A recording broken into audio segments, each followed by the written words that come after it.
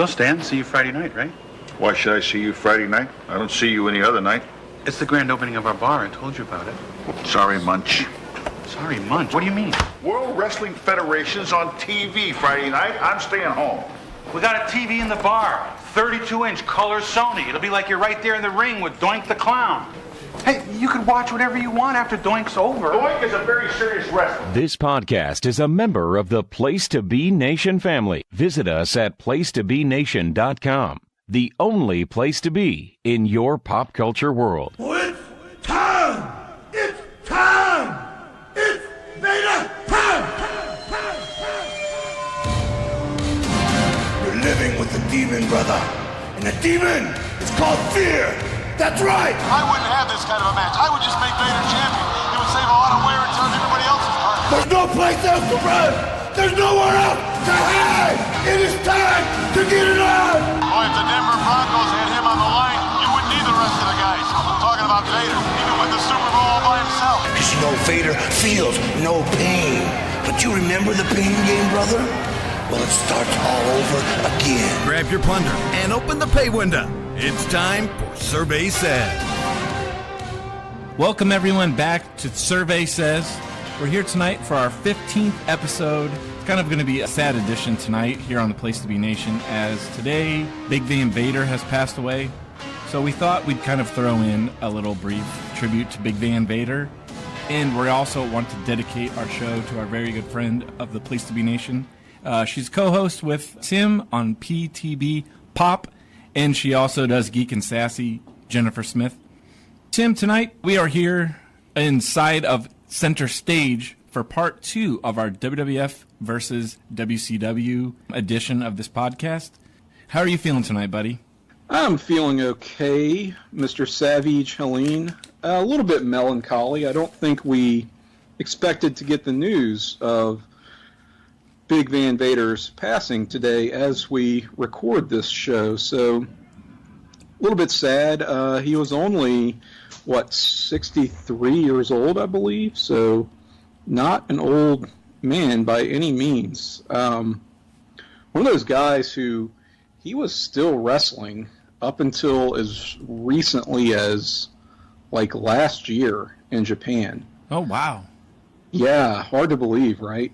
And I think it's one of those situations where maybe he felt like he had to keep doing it, which is the case for a lot of wrestlers of that generation. You know, it's one of those sad facts that guys like Vader, who gave a lot of themselves and did right by the industry didn't necessarily do right by him.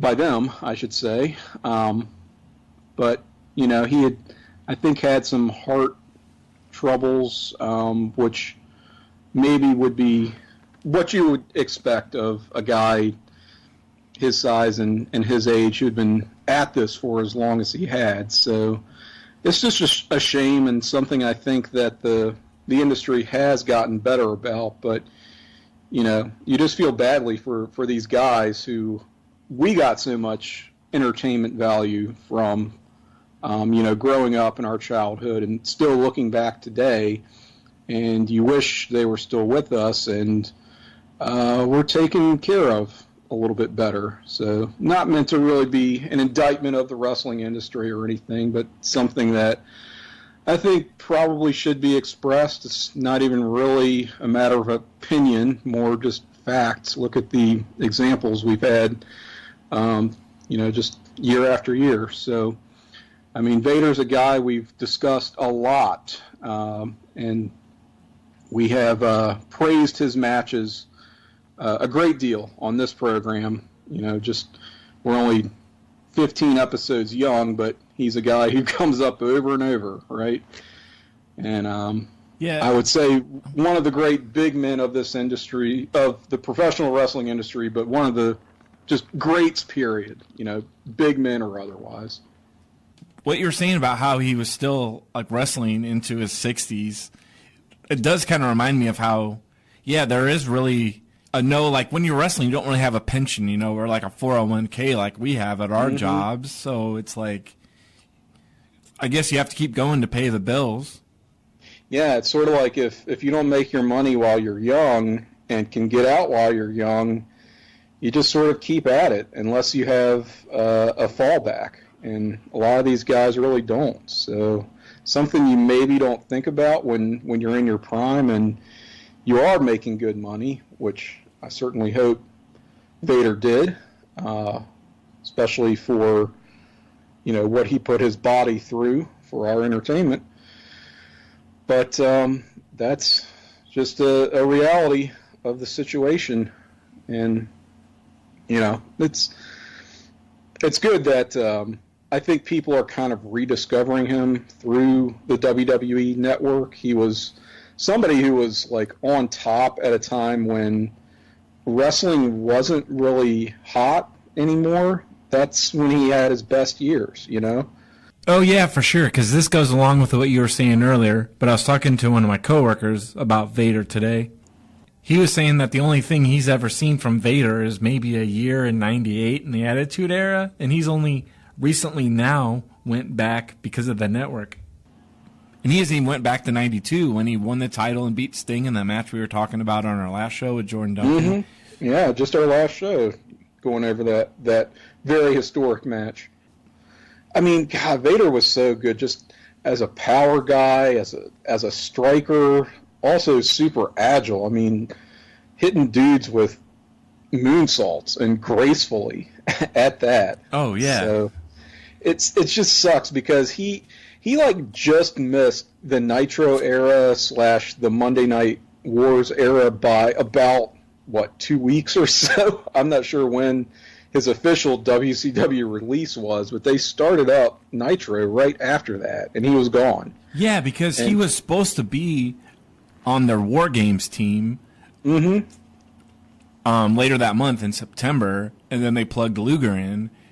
But I did like his debut. Like, I had never seen Vader before at all, and I'm sure we'll get into this later in the show tonight, but I remember him showing up in the Rumble and, like, going toe-to-toe with Yokozuna. And then the next night on Raw, he beat up Gorilla Monsoon after a match and got suspended. Yeah, so it really put him over strong, right away. That's Gorilla Monsoon in there. That's the president of the World Wrestling Federation. Vader has completely lost it. Vader completely losing it. No.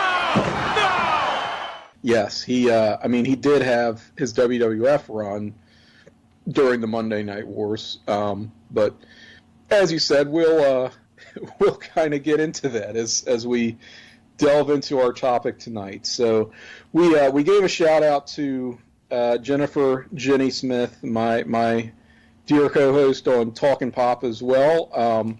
That was planned. Jenny is not dead. She's very much still with us. Thank the good Lord above for that. But we had to give some acknowledgement to the very unfortunate passing of Vader. So not to steal your thunder, Jenny, my friend, and Miss NWO of WCW survey says. But yeah, we're gonna have to get her acquainted with some Vader matches now more than ever. It was kind of on the list anyway, but it's something I want to explore in greater depth with our friend Jenny. Oh, for sure. So, with that said, what are we actually going to be doing here tonight? Part 1 of the WWF versus WCW show that we did where we kind of compared careers of various wrestlers. We're going to head into part 2 of that tonight because it seemed to be kind of a hot topic. I got some comments from some friends about it, and even our fan of the month is going to Mr. Michael D. Damos. Hopefully I pronounced that right. He had commented on part 1 and said that he really liked the topic, especially the discussion on Sid. So thanks for listening. Yes, Michael had some very kind words, and I'll just say that Michael has been tearing it up in the Place to Be Nation live chats on Facebook Messenger.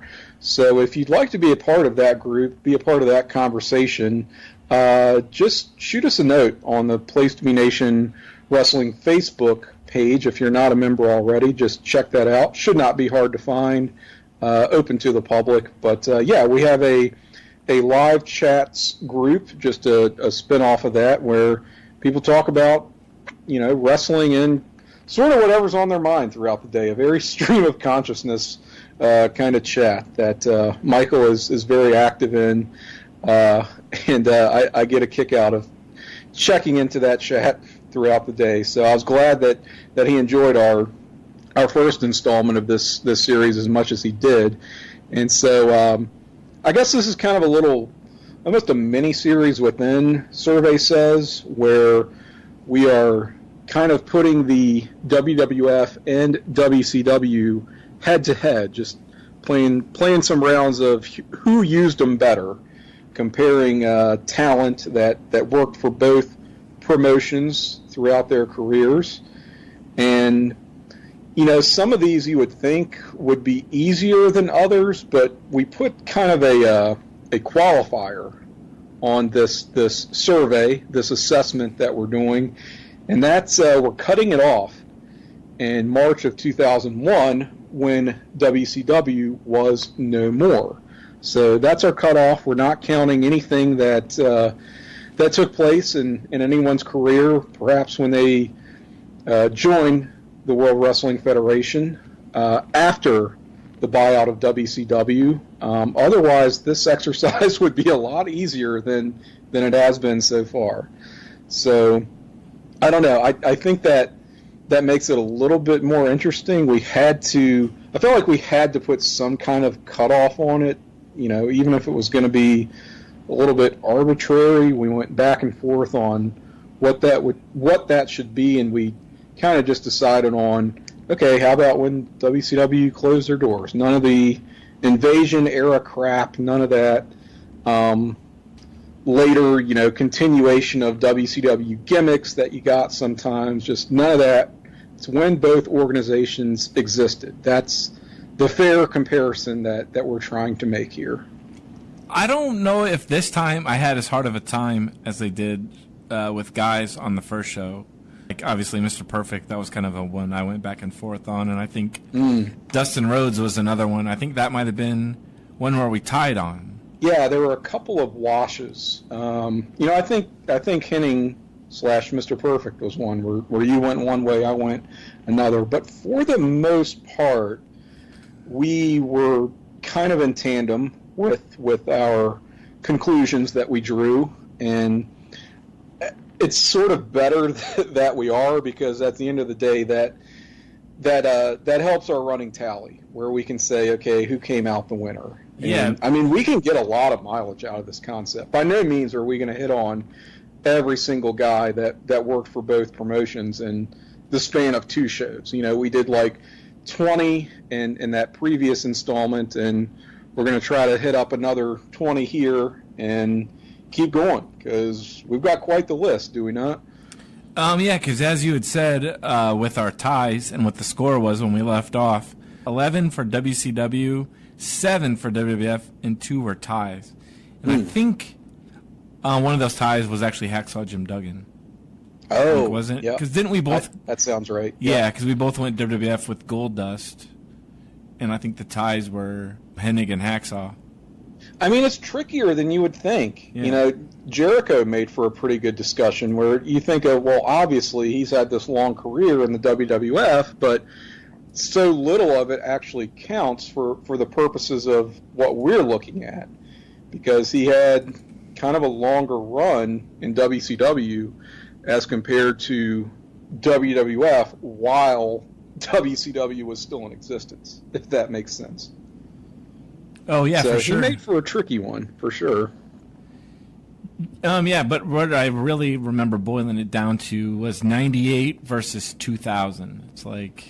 It was like character versus work rate, right? Yeah. So we'll see how some of these discussions take form in this follow-up, which, again, we did this exercise once already. That was, what was that, episode 12, 13? Episode 13. Episode 13, lucky 13. So this is something we'll check in with periodically, but just to keep it going here. All right, why don't we get started off? Who do you have up first for our analysis? Up first, I actually plugged him into this list just because of today, and it is Big Van Vader. I kind of shuffled him into the list so we could talk about him a little bit more in depth. I went with WCW. That's where he was a champion, but then at the same time, it just seemed like, you can't really compare that Vader and Sting rivalry, their whole series of 5 or 6 matches, then all the times they teamed up against each other in tag matches. And so it's kind of hard to even pick anything from WWF that could compare to that. I don't think there is anything. You're right. I mean, it's kind of no contest for me as well. I'll just say WCW. So we've already we're in agreement on our first pick. And, yeah, we absolutely have to talk about Vader this episode of all episodes we've done. And it's like, even if he had a really great WWF run, you're right, it would be very hard to compare to that Sting series. You even look at the matches with Cactus Jack that have become sort of so legendary now. And, man, even the 95 stuff with Hogan, which kind of gets shat on, he was still pretty well protected during that feud, which ran a long-ass time, really. I mean, for about half that calendar year. The Flair matches, of course, Starrcade 93 in particular. So his body of work in WCW, there's not a lot of low points. Even looking at WWF for the sake of argument, what does he have, right? You mentioned the strong debut, Rumble, Vader bombing Gorilla Monsoon, which is a tremendous moment. His entire 96, he stays quite strong. I do like that match with Shawn at SummerSlam, but it seemed like right after that is kind of when they started souring on him. And, you go into his 97, and I guess there is some good stuff with Undertaker.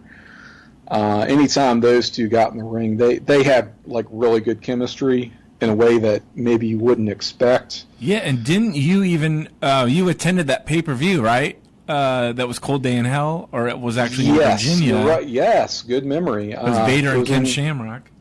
In May of 1997, in your house, A Cold Day in Hell in Richmond, Virginia. That was Ken Shamrock's in-ring pay-per-view debut. Hell of a match. I'm not sure how much of it was actually a work match versus they're just beating the shit out of each other, but that was kind of Vader's style. I mean, of all people to throw Shamrock in there for his first real WWF match, they chose wisely in Vader, I felt like. I was even thinking about that this morning, Oh, yeah? Well, not the match, but before that match, I don't know because you were saying maybe they kind of lost faith in him around the time of the Shawn Michaels match, but it seemed like they really just kind of gave up on him when there was that thing where he was on, was it Indian TV, Saudi Arabia, somewhere, where he was being interviewed, and the guy asked him some question about wrestling being fake, and he punched him or something, or grabbed him by the collar. My astute colleague, the heavyweight champion of the world, very diplomatic individual. I'm perhaps not quite so diplomatic. So I find your remark and your question insulting. It's not my question, it's somebody... Does that fucking feel fake, huh? Does that feel fake? Hey. Yeah, he chokes the guy out. I think then they just kind of gave up on him after that. Yeah, it was in Kuwait or something, right? Okay, that's right, because they would do that Kuwait Cup. I think they did that in 96 and 97. Yeah, that was kind of another strike against him, I guess, earlier that year. He was already kind of on the shit list. He some of that is politics, I gather. Shawn wasn't crazy about their match and bitched about it, and of course the Clique had power, blah, blah, blah. I guess it was sort of, the writing was on the wall for him after Although that. at the same time, like, around that time in 97, you had those kind of sit-down interviews with Jim Ross where he was talking, and they got kind of like, what is that? They were kind of pulling back the curtain. Where he's talking to Mankind. Goldust and with Mick Foley, yeah, so it seemed like they could have just played that off as like a thing with Vader too, like, hey, look, wrestling's kind of like real or whatever. You know what they were kind of going for? It kind of fit that. You know, they should have just played it off. That would have been cool. Really ran with Vader being a badass, like get behind him. But you're right, that would have been cool if they gave him that kind of work style of shoot interview, whatever they were going for with that series of interviews. There was something to that, and Vader would have been a pretty interesting subject for it. You're right. But, I mean, it sucks because he was kind of cooked by 98. He has that, I still think back to that Rumble match with him and Goldust where he crushes Goldust with the Vader bomb in the finish, and Luna's on Vader's back. And she just eats shit. I mean, that. Credit to her, really, but man, she just eats it. He had the matches with Kane, where they did a mask versus mask match, right? Where it was like, we've seen Vader without his mask. We know what the dude looks like. It's really not a big deal. Yeah, because they had some like, I think it was No Way Out, and they did Kane and Vader, and Kane took him out with a wrench, so Vader was gone until that spring. Yeah, when they did that match, but it's almost like they kind of telegraphed it. It's like you knew that Kane wasn't going to lose then, so it was kind of silly. Right, and so that rematch was him and Kane. That was what, Judgment Day, I think? Over the Edge. Over the Edge. Okay, thank you. In Milwaukee, so probably Kurt or Steve was there. Oh, yeah, we'll have to check in with them, find out. He gives that. No, that was not where he gave the infamous promo that he gave post match. Was that after a match with Mark Henry? They seemed to really job him out a lot back then, so I can't remember if it was the loss to Mark Henry or Bradshaw or Kane or whichever one.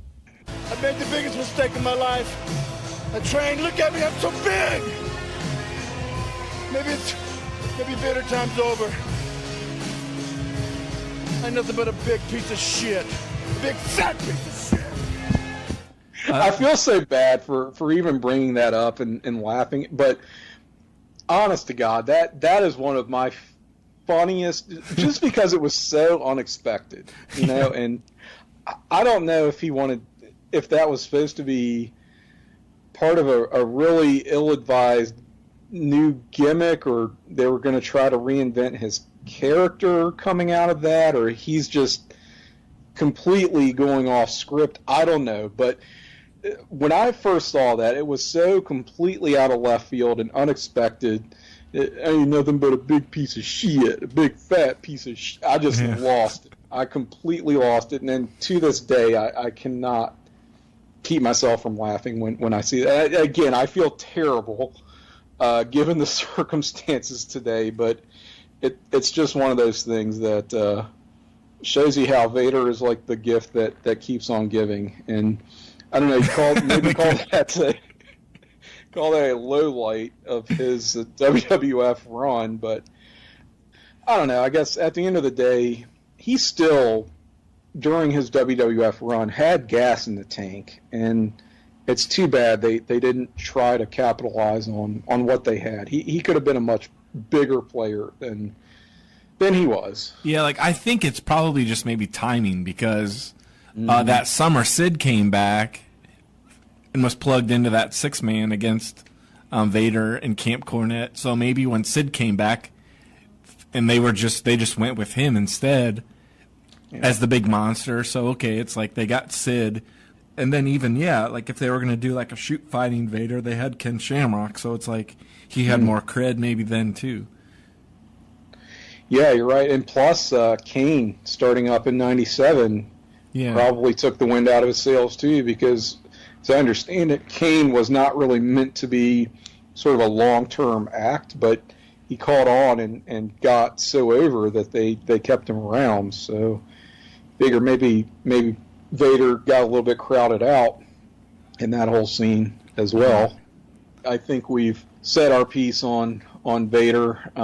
Had to give him a little bit more love than maybe others on this list, as we will continue to do throughout this show, I feel like.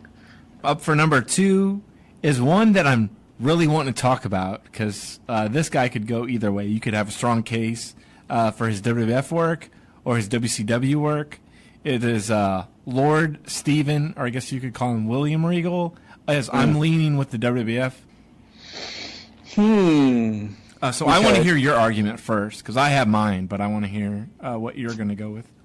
Well, I'm not sure what my argument is just yet, to be honest with you, because this is one that I told you I was on the fence for certain guys that I knew were on the list, and I wasn't sure exactly what direction I was going to go. Well, then do you want me to go start it off, or?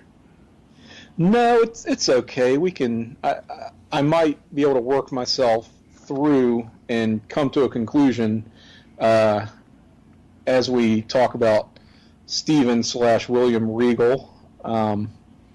My gut is telling me to go WCW, but part of that is because I'm having a hard time remembering when he started his WWF run. So, well, okay, you could consider maybe you could kind of the tail end of '98 when he did The Real Man's Man.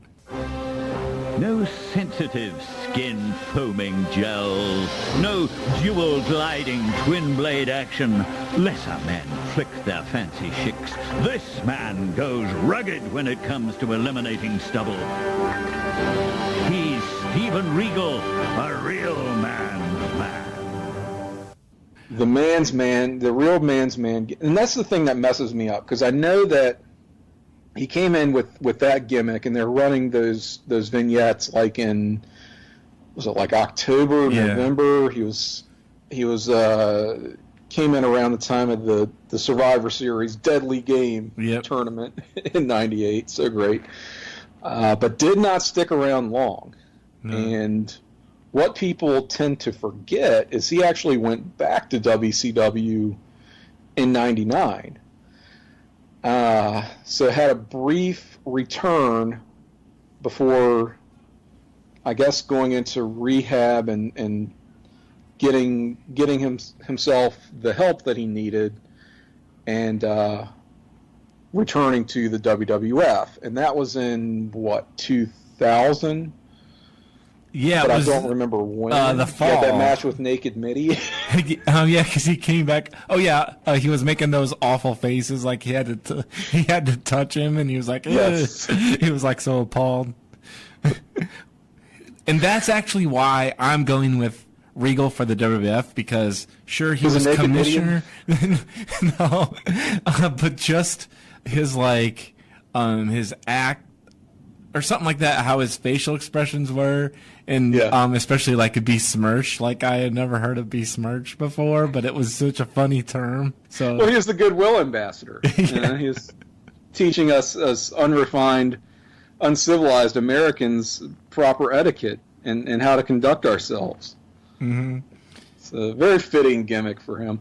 And you know, the cool part with Regal is he got pretty hot in that WWF return, as WCW was really circling the drain. So, I mean, doesn't he actually appear on that last Nitro? I mean, I know he gets name dropped when Tony Schiavone does the whole, Stephen Regal, that'll put asses in the seats, or whatever, where it's just ultimate, just petulant, petty Tony Schiavone, which is so good. But I want to say he made a cameo when Vince was doing some of his monologues, and appearances on that simulcast. But oh man, it's been a while since I've actually watched the Raw portion of it. Like, I've watched the WCW stuff, but I can't remember. Yeah, the promo where Vince is running down people. Like, well, he ain't gonna be here. But right. So I guess my argument for Regal is really a small window that it's basically the fall of 2000. It's only like 6 or 7 months. There's the stuff with Chris Jericho where he like peed in his tea or something, and there's just all that stuff that like I just get a kick out of with the Regal, Right, and you're right about the facial expressions, which, I mean, that was a thing with him for a long time, but it's like he really perfected that game during that run. Yeah. And I always think of him also interfering in the match between Trish Stratus and Stephanie McMahon at No Way Out 2001, which is one of the best kind of B-show pay-per-views ever. Oh, and sure. People don't think of WCW still being around at that time period, but it was. I mean, it very much was. Not for much longer, but, it counts. And he was like dating Trish or whatever. He kept doing the whole, my girlfriend, Trish Stratus, which, I mean, that's the worst Steven Regal impression I thought it was ever, Vince McMahon was like hot on Trish, and so that's what. Well, he was, yeah. So Regal like gets, I don't know, willingly cuckolded or whatever. It was such a weird situation. I am more than happy to help you with this tremendous undertaking here. Now, I hope you don't mind, but I brought along my little crumpet here, this sprightly young minx, and I'm sure you don't mind, but I'm sorry if I look a little tired because I haven't been getting much sleep lately, if you know what I mean. I guess not with that little crumpet. What is he talking about? Regal and Trish? He was involved in all that really top-level stuff at that time. It is, though, too. It's a brief window, but you're right. It's tough to overlook. It is, though, with WCW, like with the TV title. Every time I think of, like, the TV title, I always think of William Regal and doing his 15-minute draws and saving the belt, and leaving. And that's the kind of thing that makes me want to lean WCW. Just the longevity that he had there. And they had a lot of confidence in him, especially as TV champion, like you said. And, God, he was so young when he started. And he had, of course, Sir William, right, who we've talked about before, with the umbrella. And Earl Robert Eaton. Oh, yeah, the Blue Bloods. Yep. The Blue Bloods, yes, very good, which would just constantly follow him. It was like he always had some version of that gimmick, no matter where he was. It was just inescapable. So, I don't know. My instinct is telling me go WCW just because there's just so much more to base the argument on. And, I mean, talk about a match we overlooked in our last show, the rank and file crossover with Jordan Duncan, Great American Bash from '96. That match with Sting, right? Oh yeah. We didn't include that. I don't think any of us included it on our list. Didn't get an honorable mention, and perhaps an oversight on our parts. I don't know. I mean, I did think about it, but just didn't really make the cut. But some good stuff there, him and Sting. So there's just it is a little bit of a comparison between work rate and character, like we got into with Jericho, where he was having better matches in WCW, but he still got the character touches, even though it wasn't as over the top as this period, this window of WWF that we're looking at. So yeah, you know what? I think I am gonna go WCW for Regal. But I definitely have tremendous affection for his WWF return, no doubt. Oh, so One for WCW and one tie already. Man. Yeah, so he's a wash. Yeah. He's a wash. Well, that's okay. I guess I probably... Nah, I'm sticking with WWF. Yeah, there, because he turned it up to 11 in just that short period. Mm-hmm. Number 3 for tonight is a guy... He actually won't have a case where he could go the other direction. It's Lex Luger and it's WCW. Yeah, it's Lex Luger and it's WCW. I mean, what can you really say with respect to his WWF run? Started out really strong. The whole narcissist gimmick, Narcissus, as Bobby Heenan would call him. Oh God, I hate that. That whole it's thing. Narcissus. Yeah, man. The first time I saw that Royal Rumble show, I was just like, God, I just want to fast forward through it because I could have. Look at his back. Look at his legs. Yeah. So I mean, good character, shit matches, but they sort of blow that up to do the Hulk Hogan Redux, and yeah, in '93, which I mean. I don't hate that Yokozuna match at SummerSlam. I think, the finish is very poorly done, but you take that out, and the match itself is not horrible. Their WrestleMania rematch is pretty horrible. And he was just, man, he was pretty much cooked after that. The never-ending Tatanka feud that went, like I said, the black hole of suck. It was like, man, it felt like a year-long feud. It probably wasn't, but it just felt like it dragged on forever. Of course, and then you get into the Allied powers with Bulldog, and he's just doing tag stuff for '95. And the thing about that Tatanka feud was. It was like a reheated version of the Who Sold Out with Savage and Flair from or Savage and Warrior, I should say, from '92, where Flair is basically playing both guys against each other, and now we're getting the Lex Luger Tatanka version of that with the $1 million corporation. Like, come on, guys, really? Which it might have been better had they done that. DiBiase's just playing these guys against each other. I know, right?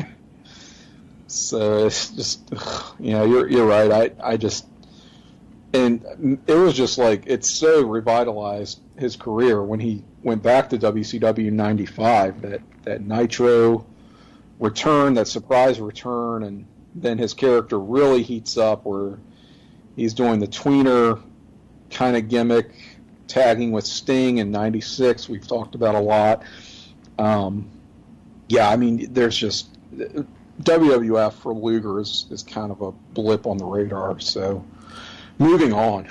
Yeah, it almost seems like I don't really want a fantasy book and get into that too much, but it just seems like they should have they probably did lose confidence in him, but they should have flipped the switch and brought him back to being a heel because it leaves more possibilities. Right. Done.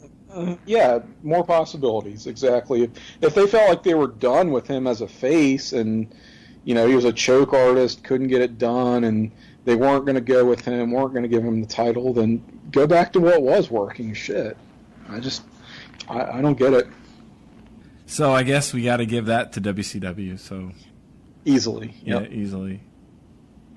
All right, almost maybe getting Luger out of the way.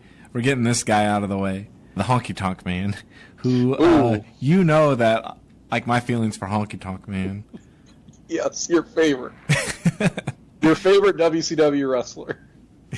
Do we even really need to talk about it? I mean, his WCW is atrocious. I didn't even plan on this, but last night I was trying to find some clips of Arn Anderson and go through different things. Somehow I went to the Clash of the Champions, which I don't think he even wrestled on, but it was one from '94. On that show, what I'm getting into is there was actually a promo for Honky Tonk Man.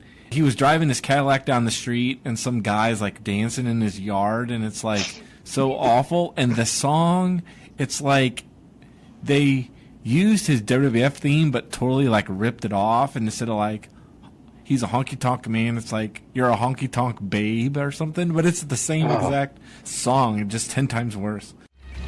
Hey buddy, which way the WCW wrestling match? Well, you go down here and you turn left, and then you go to 4th and turn right. I'm going down there tonight. Thank you very much.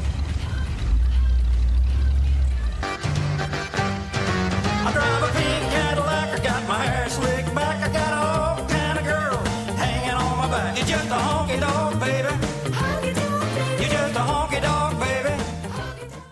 That's right. Yeah, one of those rip-offs. Oh, so bad. It's just he was the type of guy who that character was such a one-trick pony, where you could do the one really hot angle with him, where he's the chicken shit heel with the IC title, and keeps escaping through various nefarious means to retain that title until finally you get the monster babyface who squashes him. And I mean, that's kind of it. What do you do with a character like that once you've hit that payoff? You know, it's really, like, yeah, he's basically like a novelty kind of thing. He's a novelty act, yeah, and granted, one that drew a lot of money, sure, won't fault him that at all, but not one with a lot of legs. And it's just sort of with WCW, even though he was a Hogan guy, I felt like that was where they kind of drew the line, where it's like, all right, no, we're not just hiring all these people because they're your friends. We've got to have limits, and this is it. So yeah, mercifully short in his WCW career. Yeah, because even last night I was thinking like about all the times he seemed to keep popping back up in like WWF. He showed up in like '97, and they did that thing like the Honky Tonk Man's like he's doing a search for his protege, and it ended up being like Rockabilly, but they like stretched that out for a while, and he'd randomly show up doing commentary, putting over the search, and it's like, why did Vince dedicate so much time to this? And I don't know if he had some kind of pull backstage, or he was like friends. Well, wait, wasn't he the cousin of Jerry Lawler or something? Oh yeah, something like that. But it's like never-ending Honky Tonk Man. Yep. So moving on. Yeah. Who else we got? Or actually, what'd you go with that? I went WWF. But WWF. Yeah, course. Yeah. Actually, my answer would be neither. But, yeah, neither. I'd rather just forget him. This next guy, really interested in getting your opinion on this next guy, especially after the kind of mini love fest we had on our previous show with Jordan Duncan, and we both have this guy in our #1 Great American Bash match. It's Terry Funk, and I went with WCW. Ooh. But yeah, it's a really tough one though. Like, yeah, I would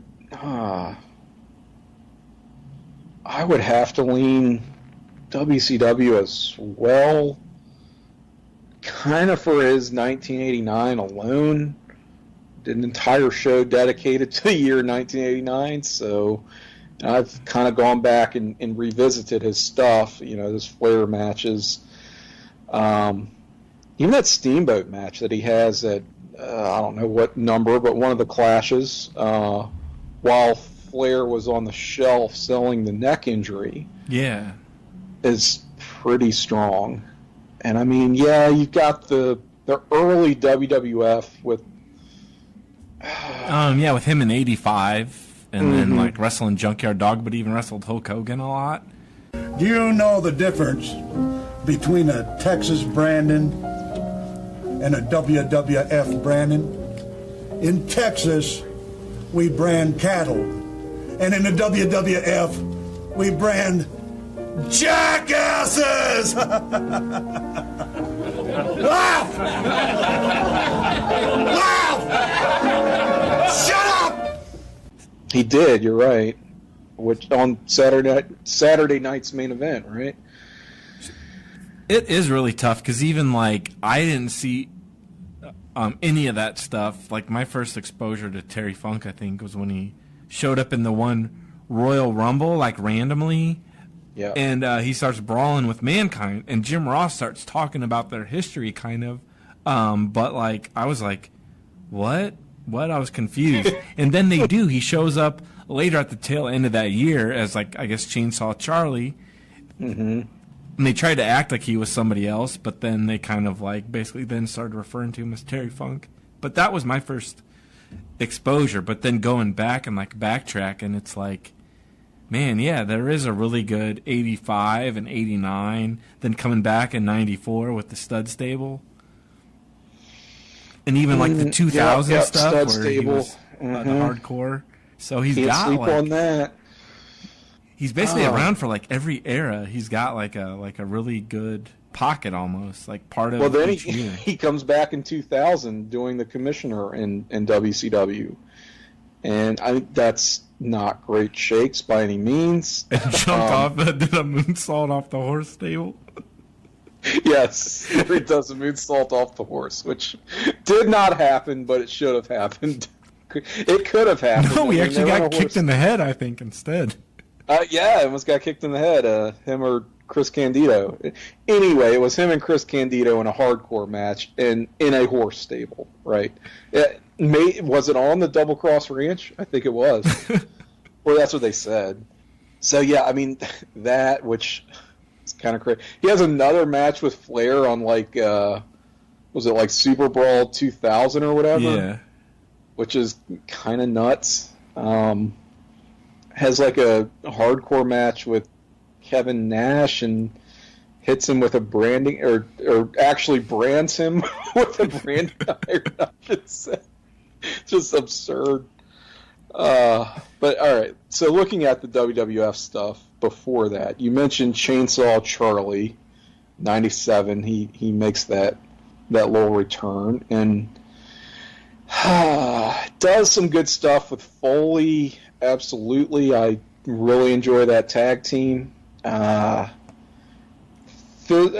another match that I saw live, him and Mick Foley billed as Mick Foley, brawling all over the Richmond Coliseum. Oh, nice.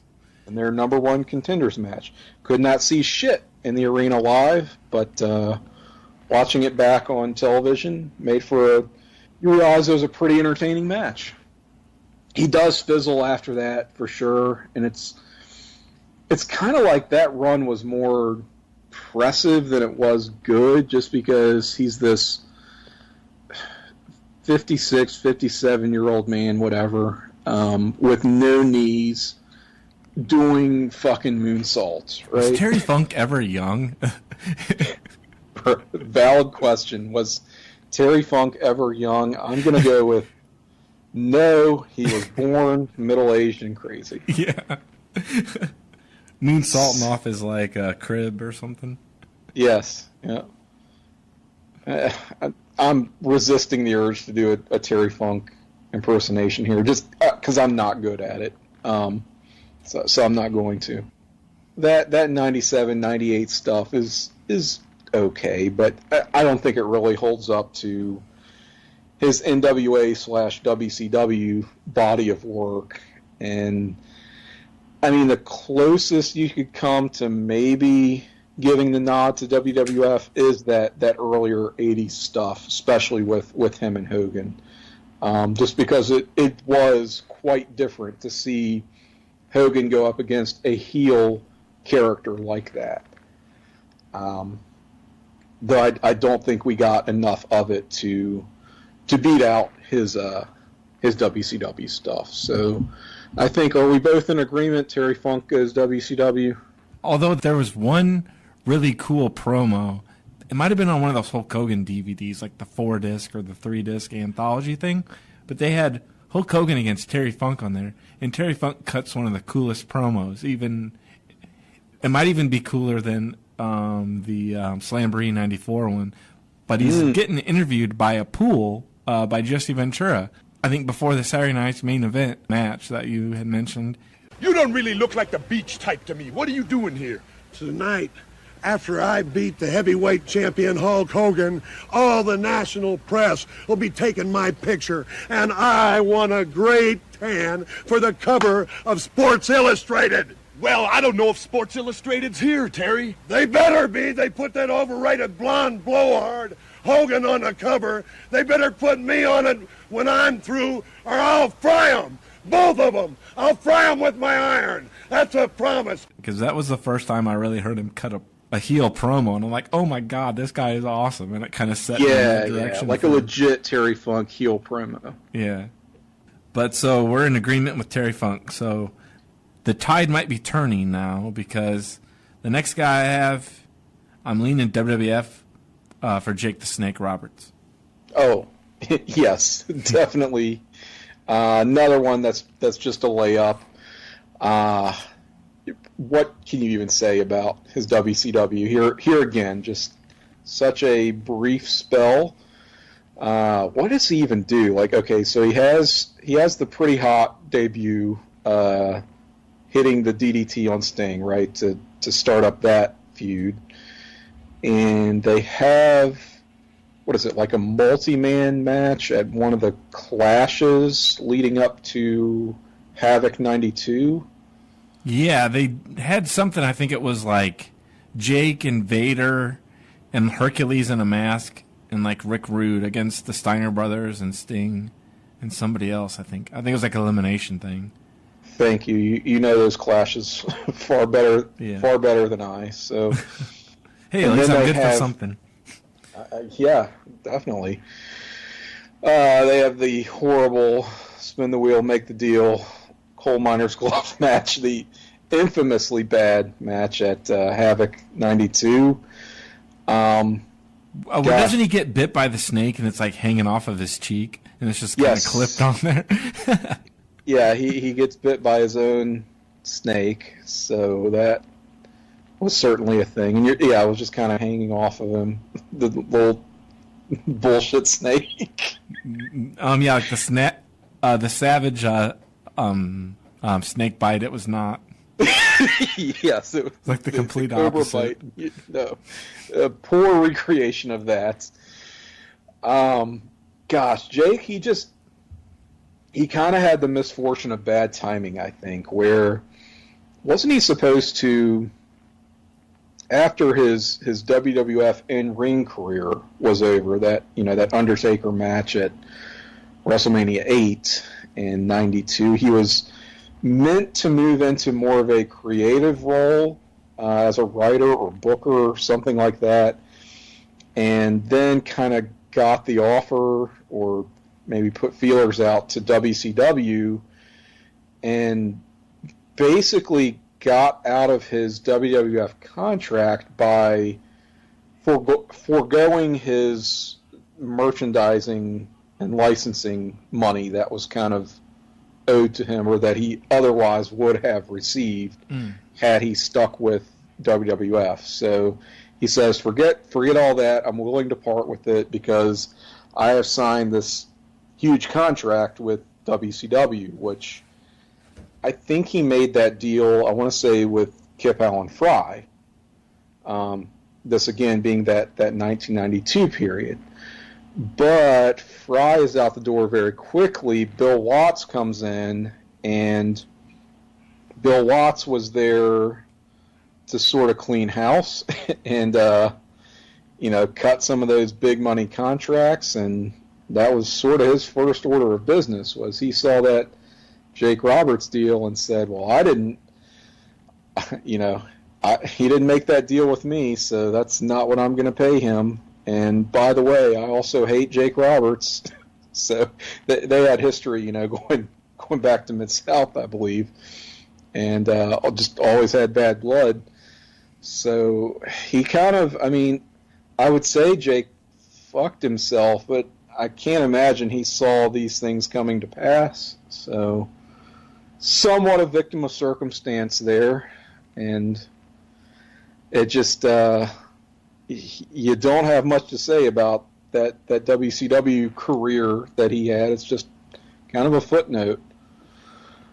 So that's an easy notch in WWF's column. Yeah, it did introduce the world to the spin the deal, or spin the wheel, make the deal. So there's that going for him. But it does give us that. You're right. So worth it for that. Yeah, but like you said, it's like a footnote on WCW history.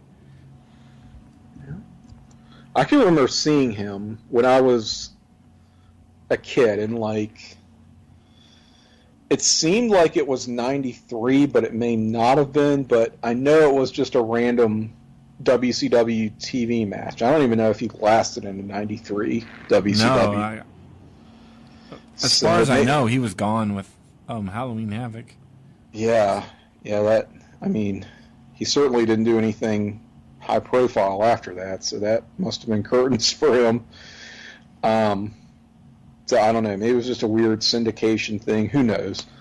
But anyway, it was just a random TV match, I don't know against who, maybe just a jobber, and just thinking, oh, that's Jake the Snake, maybe I should start watching this, even though it's not the WWF. And even being the 9-10-year-old, whatever I was at the time, it felt just so wrong and weird and bad.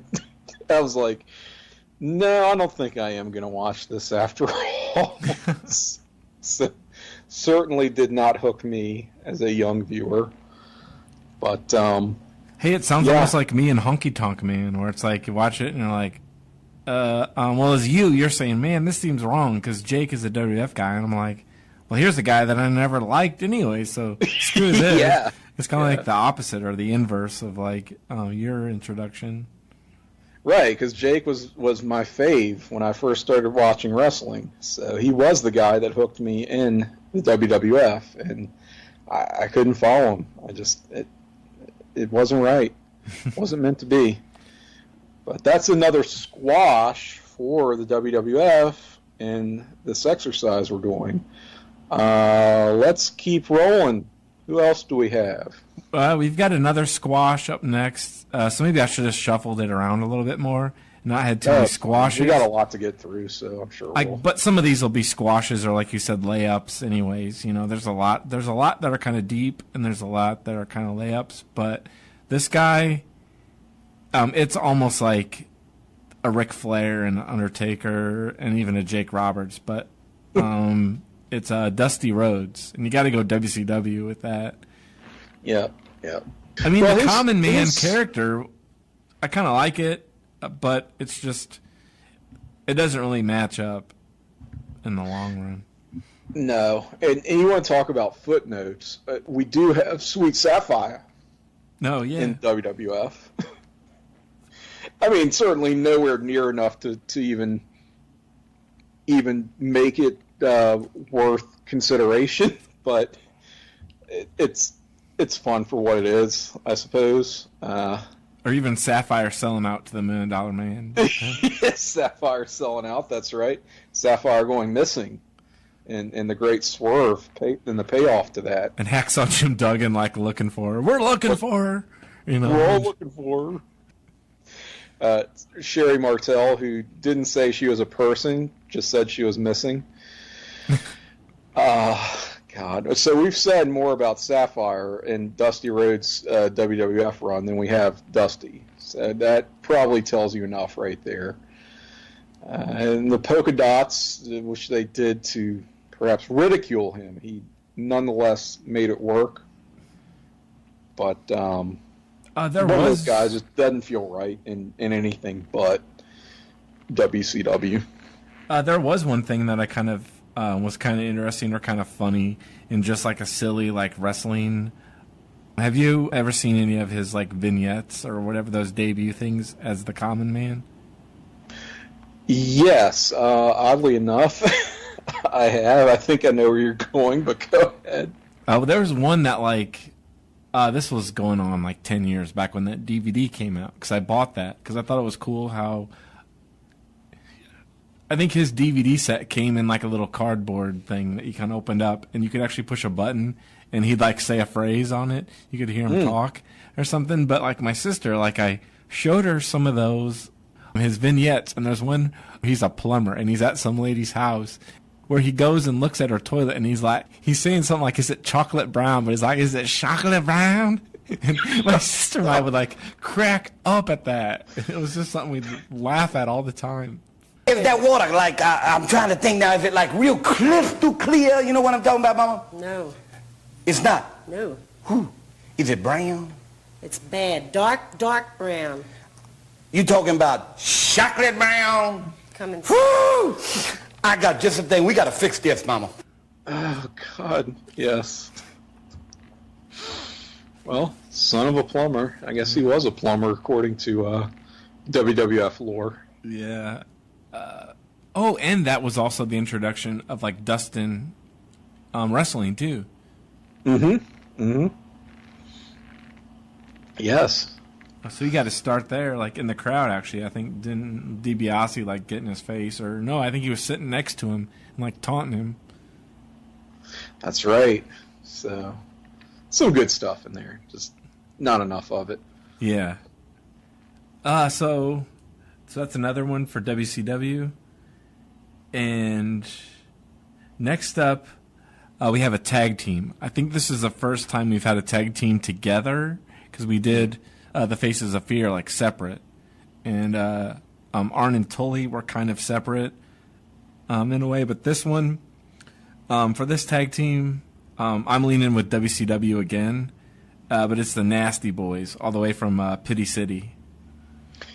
Yes, the Nasty Boys. So they started in WCW in, like, 90. And, they had that great Steiner's match real early on at Havoc. So when did they make the jump to WWF? Was that 91?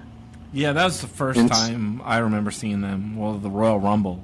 And they stick around through, like, part of 93, so weren't there that long, even though you think of them as being a big part of that early 90s WWF tag scene, which was pretty crowded.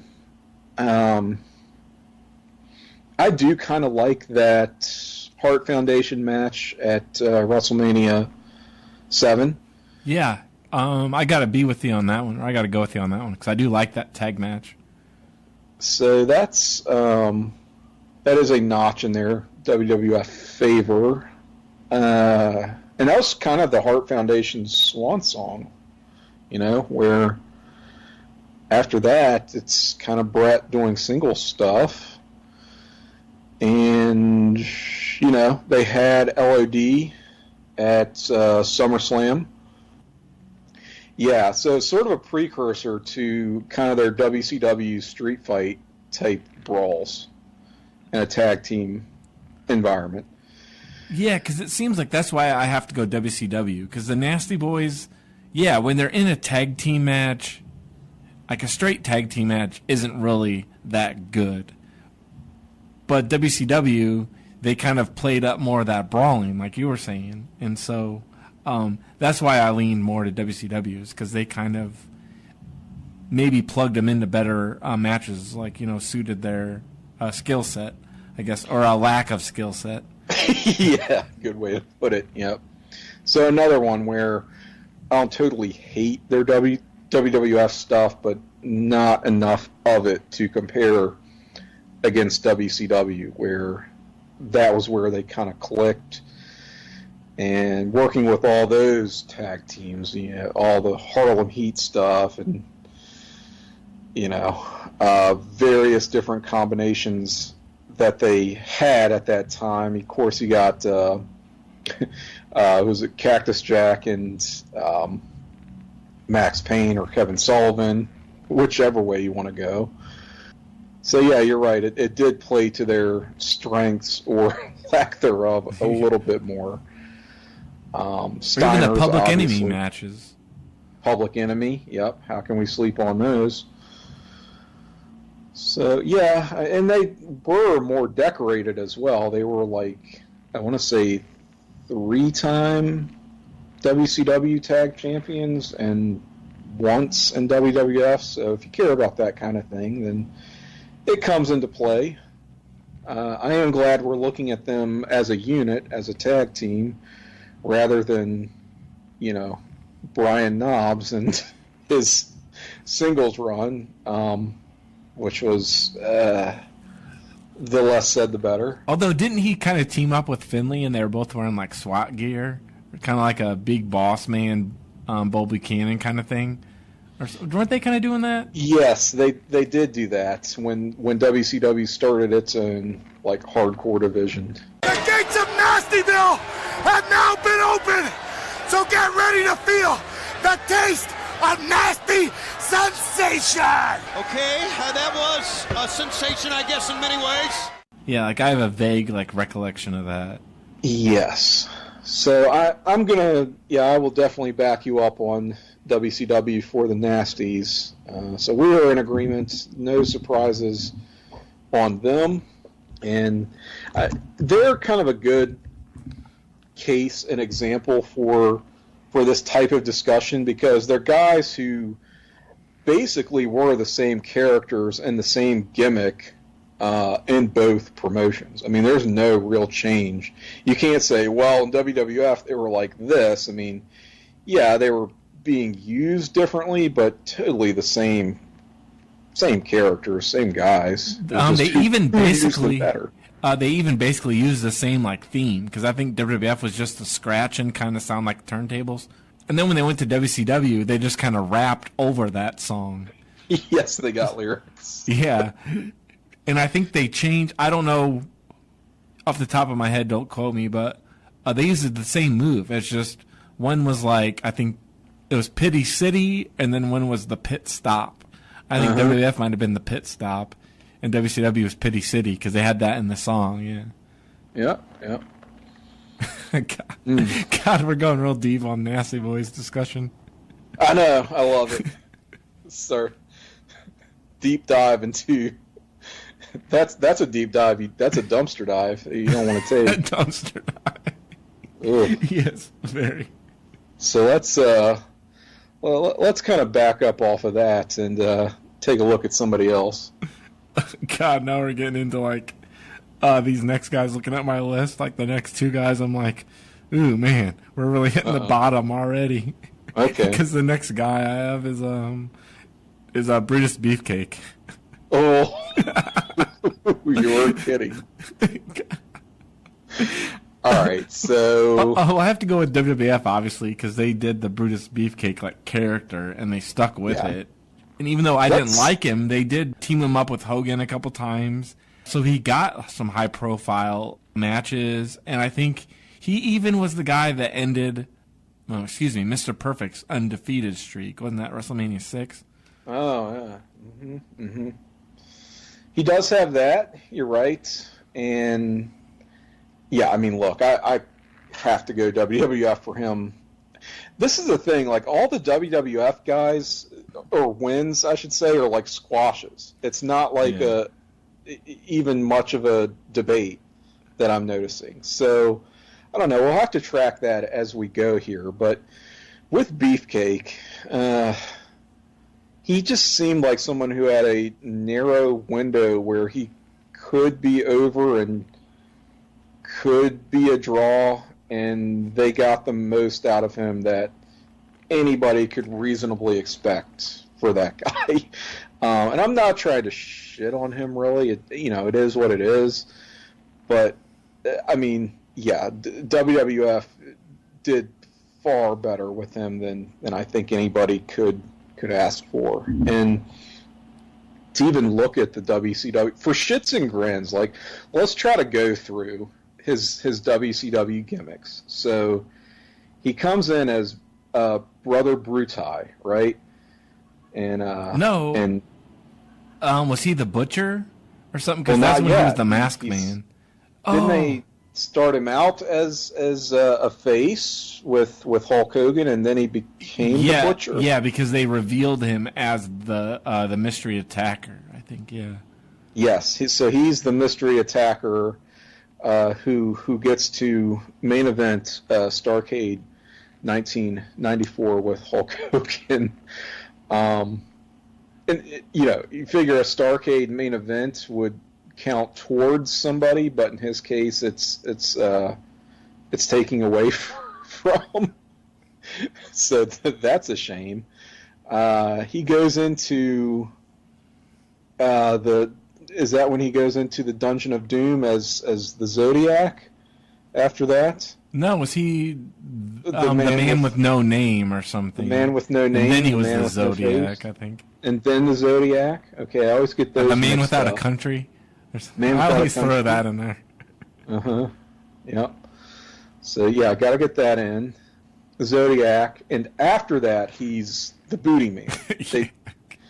They decided that he had infiltrated the Dungeon of Doom, I guess, and so he was a spy all along. But then, so it was like he a double agent when he turned on Hogan, and then joined the Dungeon of Doom, and then turned back. Very confusing. Very, very confusing. More so than keeping his names and his gimmicks straight. Does he disappear after Booty Man, and then because we talked about that, I think, in the NWO one with Greg, because he came out with the cake, and they just kind of beat him up. They beat him up, with the cake at right. After Hogan's turn, formation of the New World Organization of Wrestling, comes back in as the Disciple. And then the Warrior abducts him, so steals the Disciple away from Hollywood Hogan, and I think he was still called the Disciple, but he was then a disciple of the One Warrior Nation, if you recall. Yeah. Well, I try not to, but thanks. You try, yeah, we all do. And I don't think we see him after that. So No. I want to say he came back in '99 because there was something that you know how they added Thunder. I think there was like a graphic or something. You know, he got the little thumbnails or whatever, the little image that shows. It's like, here's a description and the air date of this Thunder, and I think it showed on the network him in the. I was like, is that the Disciple? And he's in the little. Thumbnail graphic, so I clicked on it, and yeah, he shows up during like when Flair's regime was going on as the president. Oh God! And he showed up then too. It was just a one-off thing for Flair to abuse him or something while he was feuding with Hogan. I don't remember anything like that, but I could see because it was just a one-off thing, I think. But I'm like, really? They even used that for the picture or something? Like that's great. Wow. Okay, so. Yeah, he's an easy one, but kind of fun to talk about just because of the absurdity. Yeah. So another win for WWF, Brutus the Barber Beefcake. This one is going to be another kind of landslide, no contest. But it's one guy that he wasn't. I don't think he was even in WCW that long. But since we're mentioning guys that were in both companies for kind of. At least kind of a run or a push. And this is Big T, Ahmed Johnson. So, yeah, you got to go with WWF there, Ahmed Johnson. Even though he was, like, injured most of his run. Yes. Okay, so WCW Ahmed Johnson is known as Big T, and he was part of Harlem Heat 2000. Stevie Ray, and they got robbed. You know, they could have been contenders. They could have had a run, and it was never going to happen. It was sort of like they were trying to do another Nation of Domination angle at the same time. So this was maybe well, you know what? It was not a Vince Russo recycled idea. This was during that period when Russo was on the outs that this all came together. And when Russo came back, he just ignored all that. So it was, Big T / Ahmed Johnson with Stevie Ray. They had a couple other guys. They had Jay Biggs, of course, former Clarence Mason. They had the dude from No Limit Soldiers, so I can never remember whether Swole it was or something like that. Yeah, Swole, and then they called him either Mace or 4x4. Man, you got a better knowledge of this than I do. Shit, I just remember him as the Big T with the match for the. And Booker lost the Booker. He lost the T. Right, and Booker lost the T when he... I can't even say it. Booker lost the T, he lost his music, and they replaced his music with like this really cartoony, awful channel-changing crap. Hard to believe that Booker would go on to become a world champion just a few months later in that year, and one of the all-time greats. So quite the rebound for Booker. So I can't remember, but what was the guy's name before he was Big T? Just Big? Is that what they called him? Well, Big T was always Ahmed Johnson, and he was always Big T. But so okay, he. I didn't know if he stole. I didn't know if he stole the T away from him, or they just stole the T from Booker. Oh, I had not considered. Okay, now all right, I'm with you.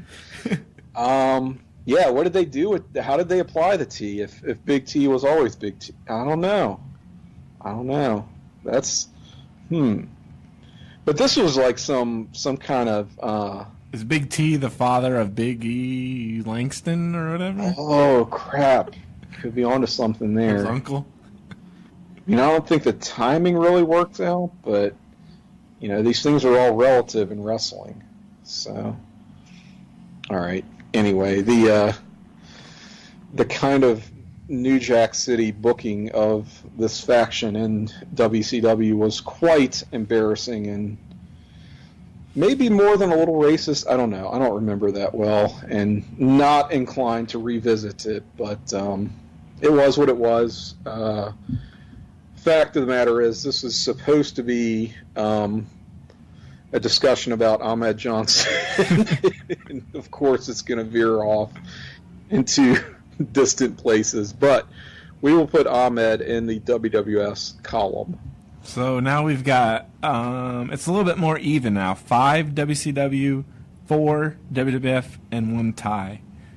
Okay, so are we up to 10 that we've looked at here? Yes. So we need to get some refreshment, get some relief in the bathroom of your choice, and get a Dr. Slice while you're at it.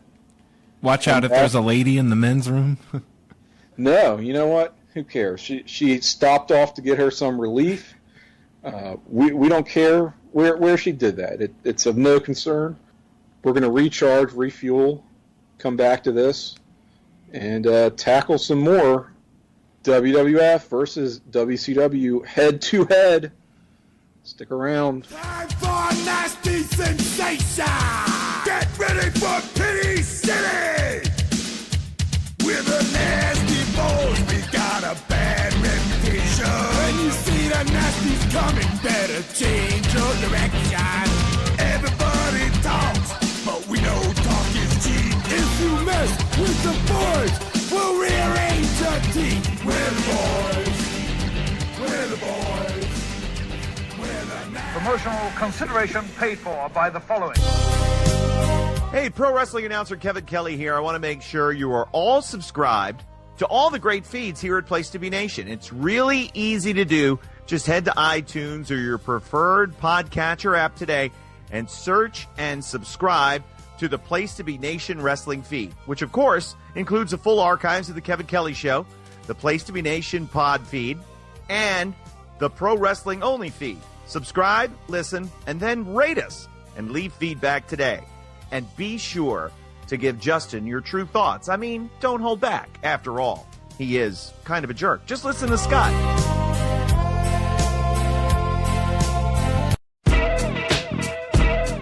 Place to Be Nation's JT Rosero and Chad Campbell here. We want to let you know that we have a ton of great podcasts available to you on iTunes, Stitcher, Google Play, and PlaceToBeNation.com. We offer them to you on 2 great feeds. On the Place to Be Nation wrestling feed, we bring you the Mothership, the Place to Be podcast, along with Main Event, Survey Says, the Monday Night Wars, and our monthly pay-per-view reaction show, as well as Jeff Learns Wrestling. In addition to these full-length shows, we also deliver special network podcasts and pod blasts on topics old and new. Over on the Pro Wrestling Only feed, we dive deep inside the wrestling business with a stacked army of experts leading the way. The feed features potpourri shows such as This Week in Wrestling, Greetings from Allentown, Match of the Week podcast, and the Military Industrial Suplex. We also have shows that focus intently on certain topics like Through the Years, Worldcast, Strong Style History, Strong Style Story, and Mount Olympus. Plus, the feed has the full archives of legendary shows like Titans of Wrestling, Where the Big Boys Play, Letters from Center Stage, and Letters from Kayfabe, plus much more. And on our very popular Place to Be Nation Pop podcast feed, we offer such great shows as Talkin' Pop, the Glenn Butler Podcast Hour Spectacular, NBA Team, PTBN Play, Sunday Groove, Breaking Balls, and Lucha Undead. As well as a veritable podcast heaven for comics fans. With the hard-traveling fanboys, Sellers Points, Todd Weber's Conversations, Geek and Sassy, and Marvel Age podcasts. You can find all of these current shows, plus archives of our past podcasts, including The Kevin Kelly Show, as well by subscribing to both feeds on iTunes. And while there, be sure to rate and leave feedback today. All these shows, plus others, available at PlayStation.com, where we cover pro wrestling, sports, movies, comics, plus in-depth stretch projects, and more. Be sure to support our site by using PlayStation.com/Amazon when doing your online shopping, and download our free PTB Vintage Vault Refresh ebooks via the links on our site. We also want to thank our friends at Boneheads Wing Bar in West Warwick, Rhode Island, and Fall River, Massachusetts, and thehistoryofwrestling.com. Be sure to follow us on Facebook, Twitter, Instagram, and Tumblr as well. PlayStationNation.com, the only place to be in your pop culture world.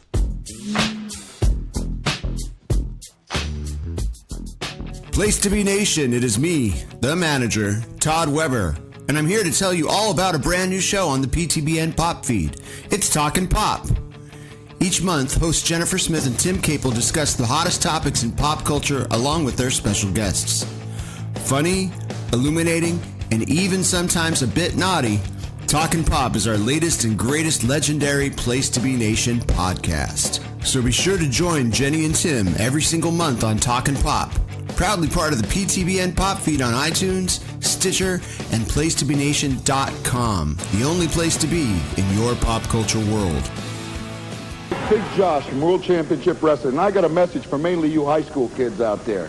I understand how everybody wants to be the best at what they do, be the strongest, be the fastest, be able to jump the highest. I understand that, but I want to tell you that steroids is not the way to do it. See, I know. I've made the mistake. And God knows what it's done to me physically, but I can tell you that mentally, it changed my moods, it changed my personality. If you want to be the best you can be, do it naturally, without steroids.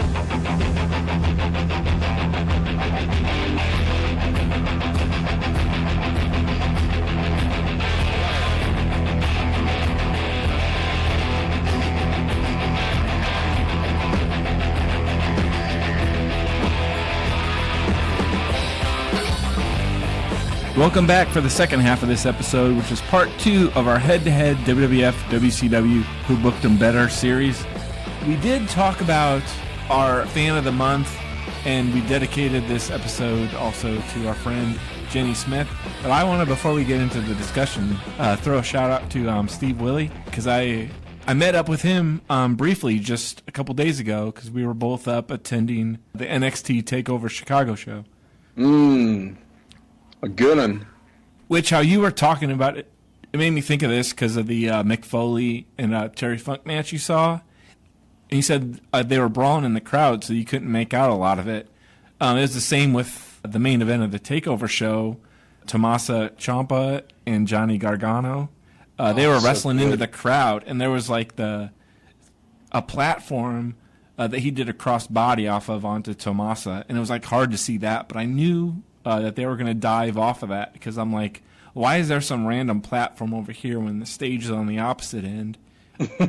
And so I knew they were going to dive off of it, but I couldn't really see it because everybody stood up in front of us. And then towards the end of the match, they did a spot off of another platform through a table, and it was hard to make out that too. So I need to go back and like watch the network version and kind of see some stuff I missed, but it all came off really good. And that's like the beauty of attending a live wrestling show, easy for me to say, where you pick up on those little touches and you know it's going to come into play one way or another, and you're sort of trying to put those pieces together.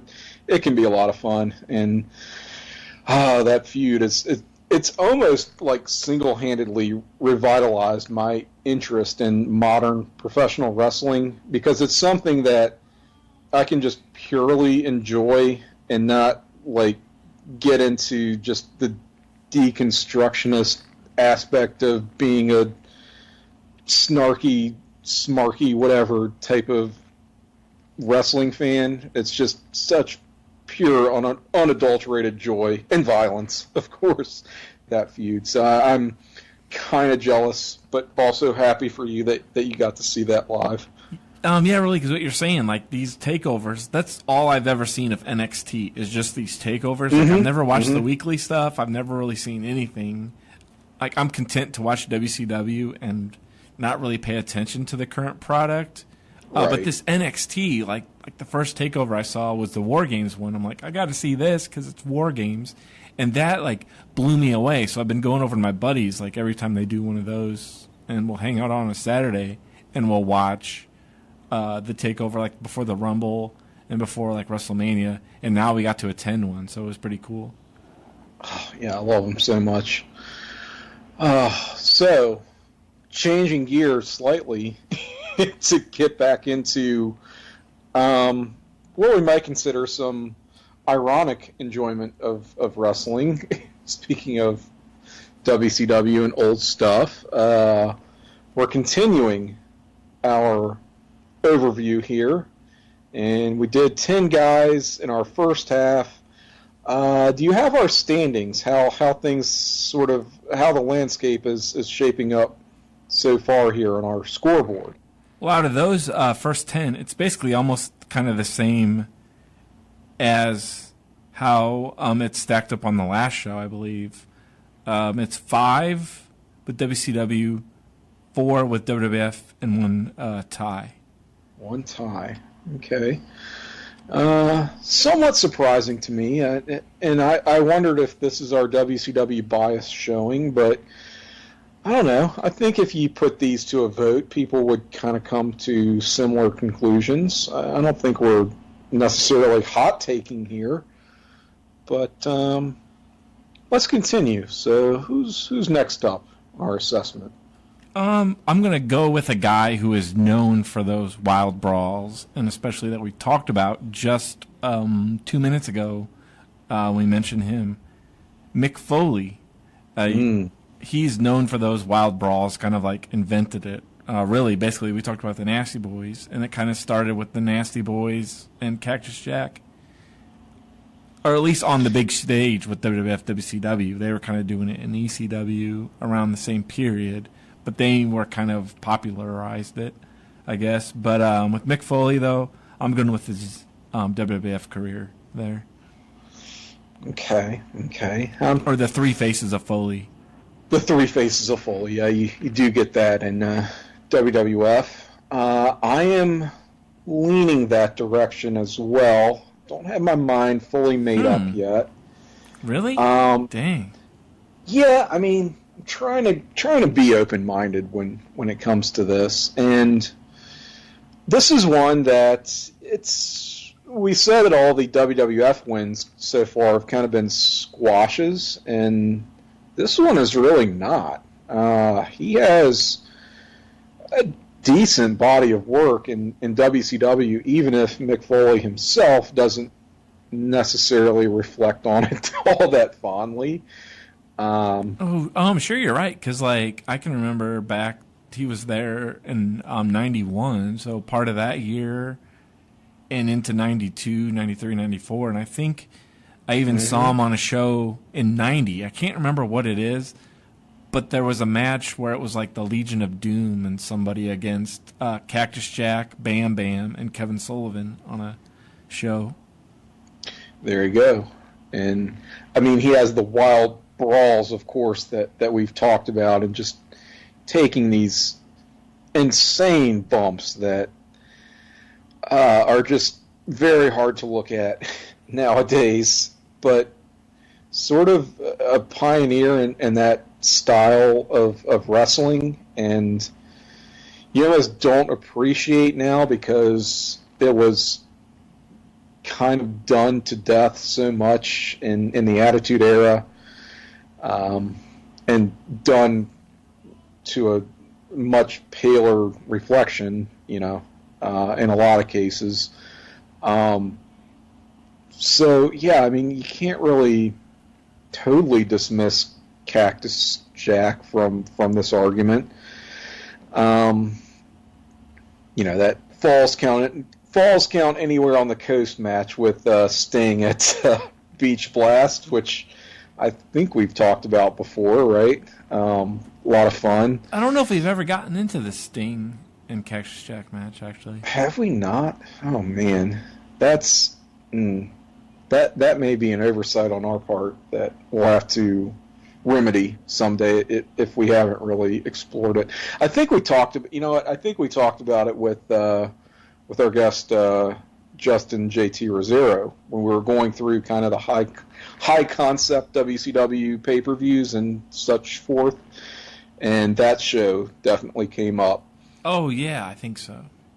So it probably got touched on there, but they just guys who had really good chemistry. I mean, of course, here again, Vader can't really talk about Cactus Jack in WCW without mentioning Vader. Of course, I don't think those matches were promoted the way they really should have been. It's sort of the story of mid-90s WCW, though. But yeah, I'm not really talking myself into giving WCW the nod here. Our cutoff, again, is when WCW was purchased. So by that point, Mick Foley was retired. But you have his whole, retirement run where he returns as Cactus Jack in 2000, which some of my very favorite WWF matches that he has with Triple H, I'll go ahead and say. Even the year before that with Rock, of course, and everything with Undertaker. He was the guy that got so many WWF stars into positions to be like main eventers. Yeah, and really. That doesn't get talked about a lot. Yeah, because basically everybody got over because of him. Yeah. I mean, talk about how generous he was as a worker. I mean, The Rock certainly became the superstar that he really is today after that series of Foley matches where it was just like 4 or 5 consecutive pay-per-views of them colliding in some form or another. Again, Triple H, he legitimized Undertaker when Undertaker started having actual real matches, so to speak. Yeah, when he wasn't dead and just playing a zombie and was actually bumping and stuff. Oh my God! Like the Austin matches when Austin first won the title, just these are things that you don't really think about and don't get talked about enough, I don't think, when it comes to Foley. I don't know if this will ever come up, and I'm just going to throw it in here now because I didn't have Terry Gordy, just like Dr. Diaper, Dr. Death. I didn't include him because he really didn't, I didn't think there was anything really substantial, to put in there other than just laughing at, the Jim Ross thing. Mm-hmm. But I didn't have Terry Gordy, and he actually was the executioner who was with Mankind and Paul Bearer for a short month or two. Shit, that's right. So I didn't have Terry Gordy on the list, but I wanted to mention this at some point. But it was supposed to be Undertaker and the Executioner at this In Your House, December in '96. But basically the match is just another excuse to Undertaker and Mankind again, even though they had been on 5 pay-per-views before that. Yeah. It's basically an excuse to have Undertaker Mankind again, because I just love this match. I used to watch it all the time because they literally tore down the In Your House set, and they go brawling out in front of the arena, and somebody Undertaker throws one of the 2 of the guys down this kind of slope, and they land in in a fountain, and then they're coming back. I think it might have been the Executioner, because he comes back and his boot is like, I think he might take his boot off and it's just water just dumps out of the boot. But then, yeah, you don't see anything happen for a while, and then all of a sudden, boom, Mankind comes flying through that fake picture window of the house, and the set's like swinging. It's like, oh my God, like, you talk about crazy brawls. Yeah, they tore that house down. Yeah, it's WWF, hands down. I mean, I can't, in good conscience, even try. Not that he didn't have good stuff in WCW. It's just, it's so far and away so much better in WWF. So, not a complete squash, but still somewhat one-sided here, this victory. So, all right. Anything else on Foley, or should we continue? No, like I basically said, it's like, just the whole like Faces of Foley thing was pretty captivating when I was at that age, like a teenager, and how they did that sit down interview. It's like, it really kind of sold me on him then, because before then he was just a bad guy and he was feuding with the Undertaker, and I kind of was just like, I didn't really go one way or the other on him. But then in '97, they did that sit down interview, and they kind of talked about him when he was a kid in his childhood. Let me ask you a couple of questions. What is it about pain that I love? You see, I feel just like every other person. You see that? It hurts. Is it where a doctor injects a 12-inch needle into the disc of my spine so I can wrestle one more day? Whoopee! Let the party begin. And then, like, Steve Austin needed a partner, and he kept coming out every week, like, pick me, Steve. And he just beat the crap out of him. And then it was like, man, it the really... Summer of Love. Yeah, yes. like, it really won me over. Like, yeah, very layered character. Yeah. Characters, if you will. There's another point with the WWF. But next is going to be another kind of one that I kind of went back and forth. Another tough guy. I don't know if you have the same thoughts on this or not, but with Mike Rotundo, I'm leaning the WCW with that. Okay, so... But you can make a strong case either way, I mean... You kind of can. It just sort of... That's almost like a personal preference kind of thing, because... Okay, his WWF early, like, 80s... Like 84, he's the U.S. Express or whatever. Yeah. And he was tag team champions going into WrestleMania 1 too. That is true. Which, if you care about belts, maybe you look at. But not a lot of great shakes in terms of matches for the U.S. Express, I wouldn't say. I mean, you get the Varsity Club with WCW, who, again, go ahead. I was just going to say, like, maybe I'm not as well versed on that early, like, tag team stuff from '84, but it seems like we've talked about this before, where it's like WWF has, like, someone, and then once they acquire someone else for like from another promotion, and they expand it out, they kind of made a previous person obsolete. And so I think to get kind of into some like deep cut talk that we've talked about off the air and texting, but I had said before, I think talking to you, how I was a D'Lo Brown fan, and then when they like expanded out and acquired new talent, he kind of became obsolete because they had guys that could do his stuff better. And now I've kind of had just a light bulb went off in my head. Like, they had the U.S. Express as their hot tag team, but then like after that they got the Bulldogs, the Hart Foundation, the Rougeaus, and the Bees all came in '85, and it seemed like it kind of made those guys obsolete or something. Or maybe I'm not really as well versed as I thought, but it kind of seems like they kind of pushed them out. I think you're more well-versed than I am. That's kind of my impression as well, but I have not been exposed to a lot of that period from WWF or WCW, NWA, quite frankly, so I don't think I really have an informed opinion on it, but I mean, yeah, I see what you're saying, and that kind of tracks in my head, too. I mean, I like the Varsity Club as a gimmick. Again, the matches are sort of hit and miss, but, I mean, I do kind of like that, the long game they were playing with the Rick Steiner stuff, and, of course, you get Robin Green later on.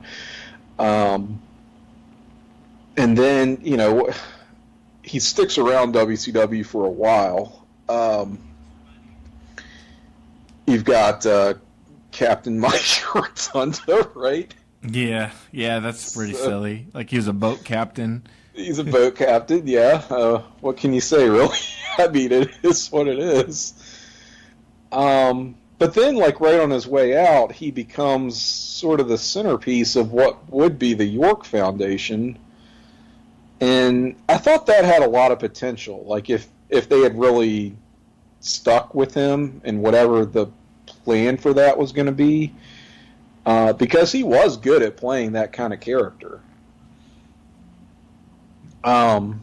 Leads to IRS and WWF, who I hate. I think you do too. Yeah. And it just felt like IRS was around forever, even though it was just a few years. Money Inc. as a tag team, they were maybe okay, but once he was just a singles guy managed by DiBiase, it was just sort of the drizzling shits as far as the matches and the feuds. And again, just sort of almost a version of that York Foundation character, but taken in a different direction. And you just sort of wished you'd gotten to see more of where WCW was headed with that. Or how you even said, like, what's a tax guy doing with, like, hanging around this rich guy? Oh yeah, that was always my issue with IRS and, well, with Money Inc. really was, why on earth is a money guy like Ted DiBiase palling around with this tax man? And I know that the sort of the argument, the response to that is going to be, well, he's a crooked tax man. He's cooking the books, blah blah blah. And I had always said, if anything, IRS was so scrupulous in his duties and was honest to a fault. That's why everyone hated him. I didn't think he was a crooked tax guy by any means. No, he was very buttoned up by the books, and he gets his hands on Ted DiBiase's accounts, and my God, you take a look at that income statement. It's Ted's going to be paying a pretty penny. So I just never understood. I thought that he should have been. Talk about fantasy booking. I thought a tag team like IRS and Repo Man would have made a lot of sense. They should have been maybe what Money Inc. was. I had some other kind of fantasy, like, tag team, like, kind of cooking in my head, because I've kind of, like you, like, I've kind of really, I want to like the gimmick of the Varsity Club, like, a lot more than the actual talent or whatever. Not to say that they're bad, but I mean, like, I think he could have done, like, a Varsity Club thing in, like, 92 and been, like, some kind of, like, smug guy with Rick Martel. And they kind of, like, maybe, like, they wear, like, this sweaters around their neck, tied like that. And they're kind of like the jocks, like the preppy, maybe like Zach Morris types or something. The sweaters tied around their necks, yes. Yeah. Yeah, that would work. I could definitely see that. That's good stuff. Or like they just got done playing like water polo or something. Yes. with apologies to all the water polo enthusiasts who must be listening. Yeah. So yeah, I mean we're tangenting as we do here. It almost seemed kind of like a case with Dustin Rhodes. Now that I'm thinking about it, it's like maybe when he became Goldust, his matches, he was more into working that character, so he kind of wrestled that methodical style. Whereas, like, I've seen some stuff with Mike Rotundo in like WCW and that, where he's kind of fired up and he's kind of like moving around a bit faster. But then when he was the IRS, he was more the methodical, like he'd do a move and fix his tie and do something else. And he was kind of like, maybe he kind of like went at half speed instead because he had to be a heel or something. You wonder how much the tie and suspenders and slacks and all the bullshit he had to wear would have maybe hampered his ring ability. Yeah. I mean, it's not like he's wearing a singlet like he was in the varsity club and could actually move around and, as you said, have some mobility. I kind of wonder about that, too, how uncomfortable that must have been. Oh, true. As his working gear. So, yeah, I mean, I'm going to give it to WCW as well. Oh, wow. And we haven't even talked about his NWO Michael Wall Street / VK Wall Street return, but I mean that's fine. It's just sort of a bonus cherry on top. Yeah, it is. Like there's something where I think he might have wrestled the Hacksaw Jim Duggan or something a couple times, and they actually weren't too bad. It wasn't like channel changing. No, you're right. I shouldn't say it's a bonus. It does not detract from his WCW stuff. I'll put it that way. So all right, that's not too difficult a case. So what have we got after that? Well, next we'll hit his tag team partner in the U.S. Express, Barry Windham.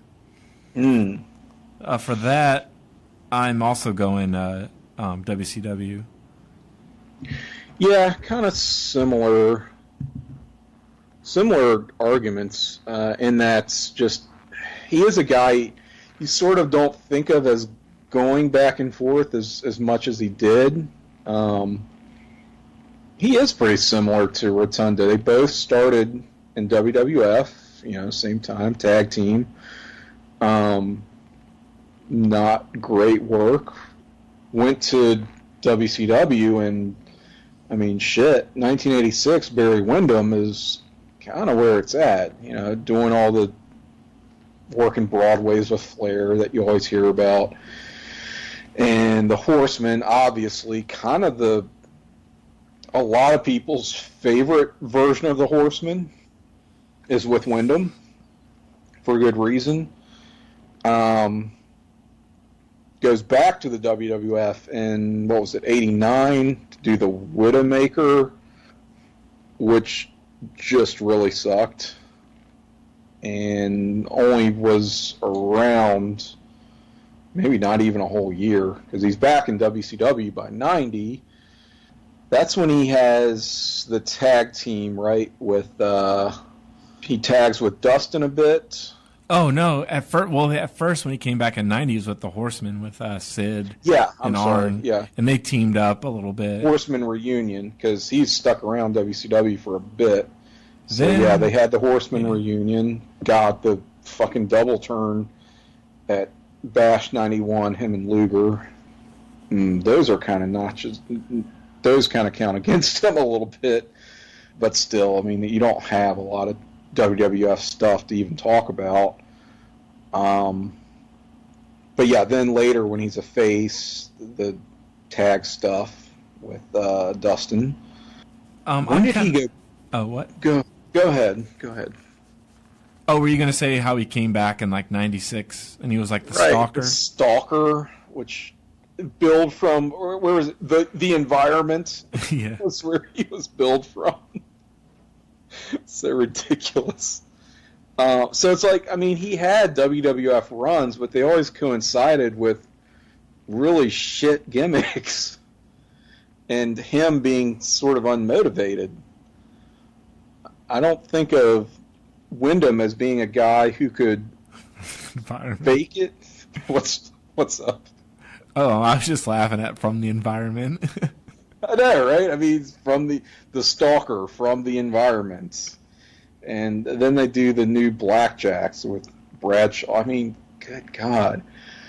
I think I liked them because I was at that age where I liked them because they had a cool like theme, and it was like that heavy guitar, and like Bradshaw used it solo.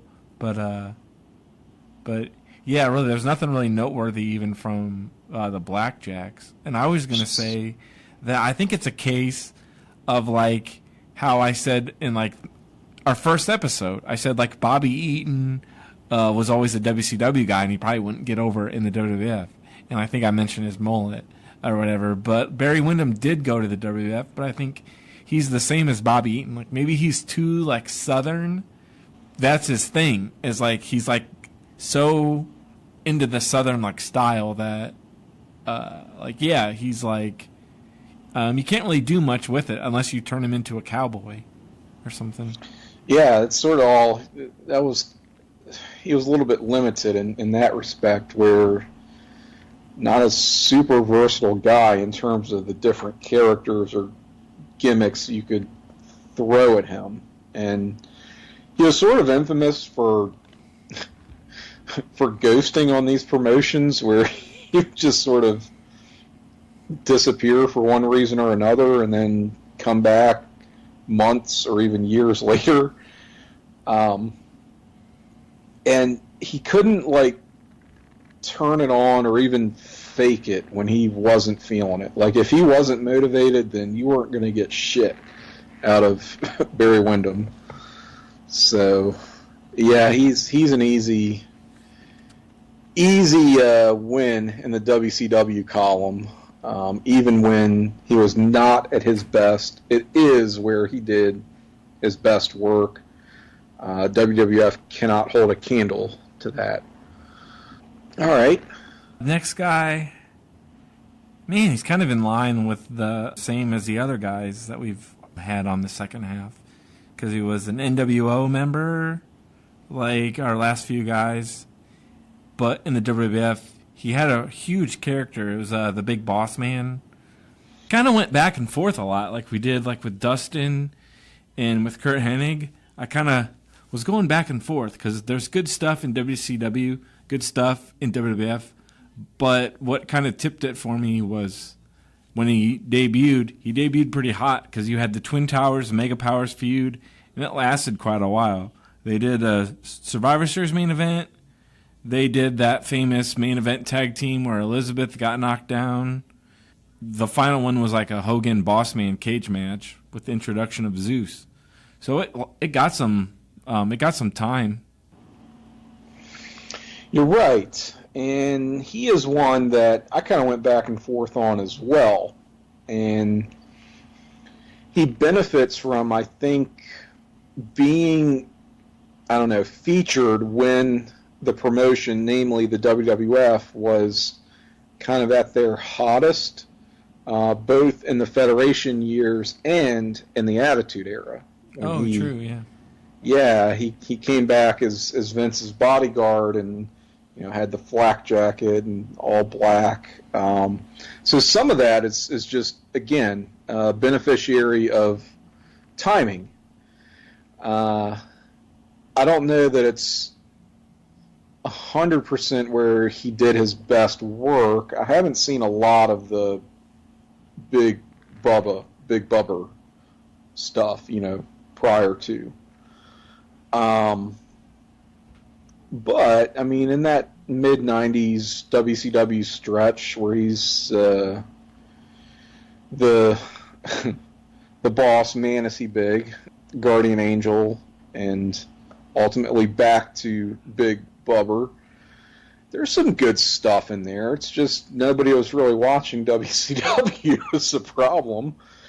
Yeah, because even our buddy Glenn, he was saying when we had him on the show, and I asked if he watched any WCW, he said he dug the heavy clubbering of the Guardian Angel and Vader.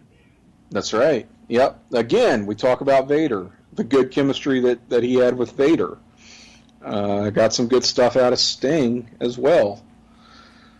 So, I mean, in a way, it sort of rejuvenated his career, making that move. He was not... I mean, the end of his WWF stuff is not great. I mean, there's the Nails feud, which is kind of all-time bad. And then he's gone, like, he works the 93 Rumble, right? Yeah, kind of puts Bam Bam over on his way out. And then that's kind of curtains for him. But, I mean, still, just an iconic character, the Big Boss Man. I mean, as a heel, you know, you get the cage match with Hogan, of course, which is so good. Teaming with Akeem, Heenan family, then splitting off, feuding with them. I mean, even the get into the Mountie in that match they have at SummerSlam, which, I mean, it's sort of... I don't know that it ages that well, but it's still kind of fun to look back on. You can be a little bit nostalgic for that. It's better comedy than you often got from the WWF. So, and like I said, the comeback that he has in '99 finds his niche in the hardcore division. Yeah, because I think he was actually the first hardcore champion too. I think it was Mankind, but he didn't. He was just handed the title. Right? Yeah, true. He handed it to him, I guess. Yeah, and then Boss Man beat him. So yeah. So I mean, he was like kind of the first real, so to speak, hardcore champion. And I mean, you get the Kennel from Hell match, of course, which is sort of. I mean, it's rough, obviously, it's shite, but you get that ironic enjoyment out of at the same time, leading right into his feud with the Big Show and the casket ride. My God. Just...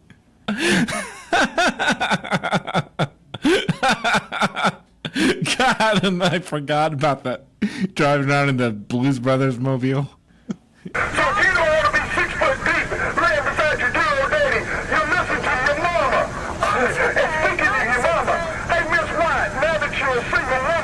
Would you like to go out with a man like me? No, you don't, you son of a bitch. Not my mama. No, you don't. Hell no. Come on. Huh? So, yeah, you got to go WWF for him. I have talked myself into it quite easily. All right. So, with that, the WWF gets 6 for tonight. And WCW is ahead with 1. Okay, yeah, just by here. Yeah. Next up, this is another kind of tough one that might be like a dark horse kind of guy, because you don't really think about him. Like, he wouldn't be a guy that would come up as like the big players, but it's Ron Simmons. And I kind of went back and forth and even almost kind of changed my mind today at work. But I'm sticking with being with the WWF. Even though I will say he was champion for a time in WCW, it was never really, like, very prominent. Kind of like what they do when, like, Benoit was the champion later. Or, like, you know, Rey Mysterio and some of those guys recently, or like CM Punk. It seemed like sometimes when those guys won the title, there was another guy with the other title who was kind of more prominent. Very transitional, felt very secondary. Yeah, right. Yeah, because it seemed like, sure, he got the big win over Vader, but like his one title defense, I think, at that Halloween Havoc with the Jake and the Sting match, he wrestled the Barbarian, and it's like, really, you got like Rick Rude, and you got Sting, and you got all these guys on your... Maybe they were just very heavy with, like, faces then, too. But it seemed like, yeah, he's wrestling the Barbarian, and I think the next pay-per-view, that Starrcade, he was supposed to wrestle Rick Rude, but the fill-in was Dr. Death. That's right. And I kind of do like it. And you got his Doom stuff, but I just had to go with the WWF because they did. It seemed like when he came in as Farouk, he had the ugly blue costume, but they did plug him in pretty like high profile, like right away. Like he checked Ahmed Johnson, who was the Intercontinental Champion. So it's like they were trying to push him, and even the Nation of Domination, like it seemed pretty big at the time, like the whole gang thing and like the rappers doing their theme on the way to the ring. It was big at the time, and then even the APA, like I like that how they were kind of for hire, and people would pay him to beat people up or be their heavies. He always seemed to have something to do throughout the Attitude Era. Yeah, that's a good point. And I'm trying to make the case for WCW in the sense that he was more accomplished there. He was first African American world champion, WCW. What kind of matches or singles feuds do you really think of that are memorable for WCW Ron Simmons? I'm coming up empty. Maybe I need more of an education on WCW Ron Simmons. I don't know. Maybe I'm missing something, but there's just no real singles matches that are like standouts for him that come to mind. And as far as Doom goes, I think I like the idea of Doom more than I like the execution. Just not a lot of good actual matches for them, but playing pretty cool characters, cool gimmick. You compare that against, you mentioned to me earlier today, it's kind of, you can almost look at Doom versus APA, Acolytes / APA, and got a lot of mileage out of that APA stuff, which it seemed like it got old towards the end, and it did, but I think they did pull the plug on it when they needed to. You mentioned Farouk, Nation of Domination, and that was kind of a big deal, that faction, for a while, and was really instrumental in getting Rocky Maivia to the place of The Rock, right? Yeah. That was sort of where he made that transition in a big way. So without that, I mean, I'm sure The Rock was a guy who would have found his footing one way or another. He was unstoppable, inevitable, no matter what. But that's the path they took with him, and so be it. I'm kind of giving Farouk / Ron Simmons at least some credit for that. They had a nice little feud coming out of that whole deal. You had the match at WrestleMania 14, Rock and Ken Shamrock. Farouk starts to run in and then just hangs Rocky out to dry. I just love that moment so much. He didn't have the greatest WWF debut, like you mentioned, but they course corrected very quickly with the Farouk character. And while he's not as accomplished in terms of belts, I give it to WWF for him too. Or was it Farouk Assad or something where he had people Farouk say he had the blue little helmet? Well, something I remember today, I was like, that really helped me kind of stick with WWF and stay there, is he was even brought in with Sunny too. She was kind of like supposed to manage him, and I'm like, there weren't too many guys that were kind of associated with like Sunny as far as trying to push him and stuff. So that's true. She kind of made them feel like a bigger deal. It didn't really pan out that well, but it's still like they were trying to like, hey, we're going to maximize this guy that we brought in. And then something else, like I don't really want to dog him like as a worker, how we're like, hey, we can't think of many like singles matches. He did have some stuff that I kind of liked. They aren't really good matches I can pinpoint, but he kind of did do the kind of fired up babyface kind of good. Where, how he would kind of get fired up and make a comeback, and he could do some of the power moves and have that spine buster, and then he'd do the football tackle and stuff. He was kind of like... all right, but I take it that's not enough to tip the balance to WCW for Ron Simmons with you, right? I'm still going with the APA stuff because I kind of like that stuff. Seemed like they were kind of legit badasses. That's right. And then you get the long storied career of Ron Simmons doing cameos by saying just one word and getting so over. The pregnant pause before the damn. Yeah, very excellent, even to this day. All right, so let's look at somebody else. Throw another one at me. How about his tag team partner in Doom and your least favorite wrestler of all time, Butch Reed? I only went with WCW by like a fraction there. We need to add a column for none. He just singles wrestler Butch Reed is I might like less than Dino Bravo. I know that's perhaps a hot take, but it's just everything. Every singles match with Butch Reed I've ever seen has been just dreadful. Like, yeah, I hate that Doom cage match, the Thunder Doom or whatever that was. God, I hate that cage match. It sucked. It was like the low point on that Starrcade or Super Brawl, because everything else was kind of watchable because it was so goofy. But then that one, it just like stunk, and it was like right in the middle of the show. I guess I'll go WCW just because that's where he had the majority of his career under the period in question.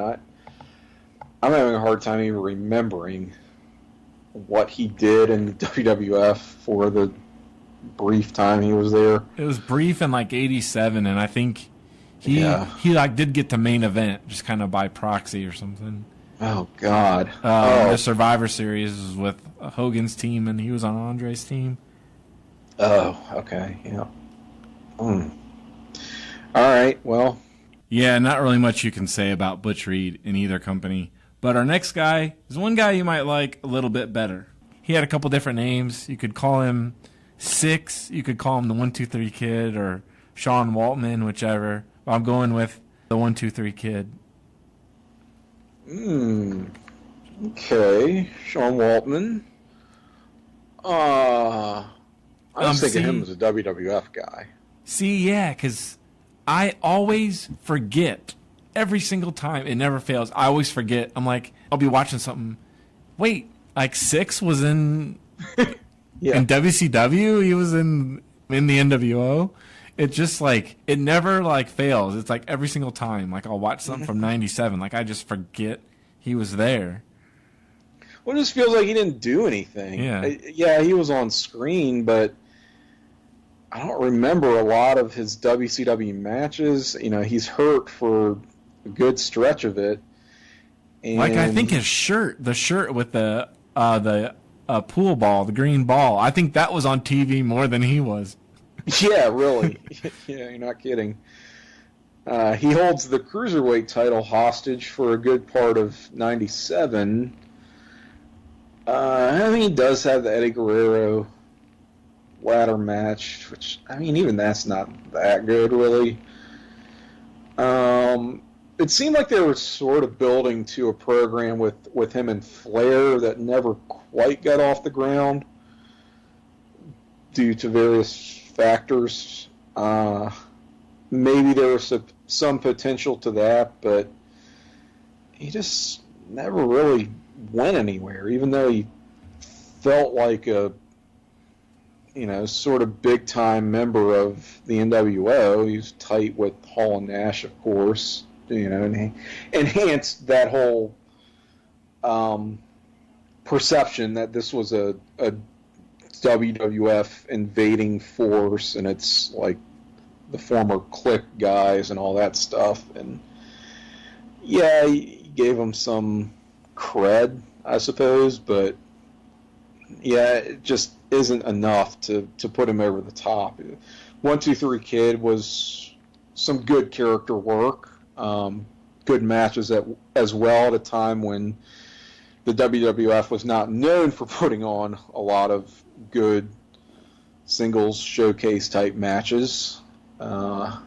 Makes his return in '98 and was sort of quietly the best worker in the company for a little while until their mid-card got a big injection of talent with, you know, the Radicals coming over, and you get Kurt Angle and Jericho and even Taz to some extent. You know, the WWF mid-card was sort of shit for a while in the Attitude Era. But 6/X-Pac was trying to keep the dream alive. But yeah, he's a pretty easy WWF win for me. I even kind of like X Factor when he was with Justin Credible and Albert. I kind of... They're not really a favorite, but they were just kind of like a sneaky thing that I liked, because I guess I liked just kind of mashing up guys for tag teams. I really loved that era, the first 6 months of like 2001. It just seemed like, you know, everybody had something to do then in that 2001 period. Like they were kind of, even like Funaki and like, sorry to go down this rabbit hole, but even like Kai and Tai, Funaki and Taka, they were kind of on shows all the time. So it's like everybody had something to do then, and I liked X Factor. So, did you like the Uncle Cracker theme song? Oh, you know what? I don't really know if I really liked the song, but I had the Mission Impossible 2 soundtrack. I got that for the Metallica song about a year before that. Was that 2000? Mm-hmm. I had that soundtrack, and it was like I totally forgot about that with X Factor, or didn't really make a connection. And like after they were done, then I went and listened to that soundtrack again, because I think I remembered Foo Fighters were on there, and I was like, holy shit, that's the Uncle Cracker song that's on the Mission Impossible soundtrack. Or something. So I think they were just on that kind of song. changed. Yeah, like I think they changed really slightly something in the lyric. Like I think they're like, yeah, like I know you don't like that fact, but then they put in like, hey, we're the X Factor. I think they added that little syllable there. Yeah, it did feel kind of dubbed in. Oh God. But yeah, it was like a minor pop. Oh, and even going with this, another thing in Sean Waltman, or his favor for the WWF, he had that title match with Bret Hart like in '94 on Raw. Yes. So, mm-hmm. Good. Yeah, really good stuff. That you know, a lot of people probably didn't see until the network era, where you can go back and watch all the TV matches from that time. So yeah, that's definitely a good one. He had he worked with Hakushi as well, didn't he? Sort of. Oh yeah, '95, yeah. But I think I want to say it's 8 WCW, 8 WWF, and a tie. Okay. So I guess we're about to hopefully break that tie. Yeah. Unless we got another wash. So who have you got for me next? Next up is a guy that I'm clearly going to go with one company, but like I'm kind of digging him in the other company a little bit more as it goes on. Matt Bourne, famously Doink in the WWF, and maybe not as famous as Big Josh in WCW. Or Jeremiah Johnson, which I kind of made the connection. Like there's that GIF that's been going around, like I've been texting my friends back and forth. The bearded guy, and he's giving like the nod, and I'm like, who is that that's nodding? And then it's Jeremiah Johnson. Yeah, and like I was at my I was talking to my grandma, and her and my aunt just randomly started talking about Jeremiah Johnson, and I kind of was like, you know, that guy kind of looks like Robert Redford now that I think about it. And I kind of like, the wheels started turning in my head when I was at my grandma's house. I'm like, oh shit, I got to watch this movie now. And then I was kind of like, I think you had said to me, you're like, yeah, that used to be on TBS like all the time. And I'm like, well, maybe they just kind of wanted a Jeremiah Johnson character or something, like how they did like the Wizard of Oz. They had Oz. Maybe they're like, hey, we'll do a Jeremiah Johnson character. He's got bears. That's what it was, because You're right, I had not really realized that until probably, seeing that GIF over and over. That Big Josh really does kind of look like Jeremiah Johnson. And then he even had that wintry guy or something, the guy that was living in the mountains too. He was hunting grizz. I mean, you could plug in Kevin Sullivan. Hunting grizz, yes. Should train those bears to dance. Okay. This is a weird one where it's like comparing two just totally, completely different characters that happen to be played by the same guy. But we haven't disqualified anything on that basis, so I guess it's fair game. But yeah, I mean, Doink, original Doink is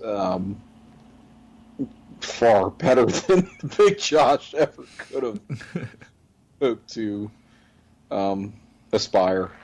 So yeah, I will give it to Doink in the WWF for Matt Bourne here.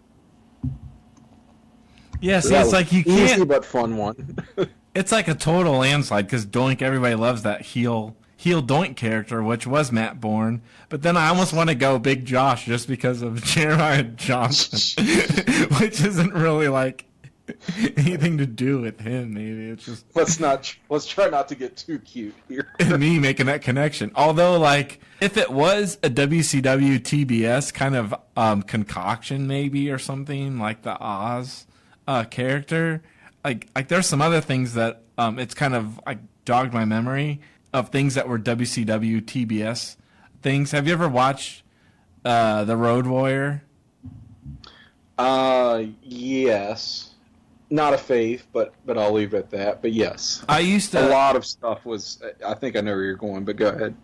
I saw most of that movie for a while, like in the '90s, like because it used to be on in the morning, and I think maybe after Nitro or something was on, or maybe Monster Vision. Like I'd fall asleep with my TV on with TBS, and I just always see like the big like car wreck or whatever, the car chase. And then the wreck or something. And finally, there was one night, this must have been like 10 years ago, I had nothing to do on a Saturday. And I'm like, I'm just going to stay home, have a frozen pizza. They did like a Mad Max marathon on AMC. So I hadn't ever seen the first Mad Max before, but I had seen parts of Road Warrior and the Thunderdome.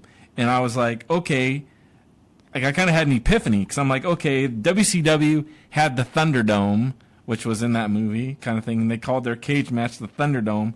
Then, if you're looking at that movie, there's a sign out in front of the Thunderdome that says Thunderdome, and it's in the exact same letters, like writing font of WCW Thunder. It's like that kind of, where it almost kind of has an arch in it, where it's like a big T, and the letters kind of slowly kind of curve into a little R. That is Thunder on the Thunderdome, and I'm like, holy shit. And then in that movie, The Road Warrior, the little guy is calling out Lord Humongous, and he's almost like his like little kite man or something, and he's like, he is the Ayatollah of rock and rolla, Lord Humongous. And I'm like, holy shit, they just like, that's Jericho's catchphrase, so he must have stole it from there. I think even there was like a Lord Humongous, like I think Sid might have been that wrestler in the 80s. Early Sid gimmick, yeah. Yeah, so I'm like, they like borrowed a lot from those movies for WCW.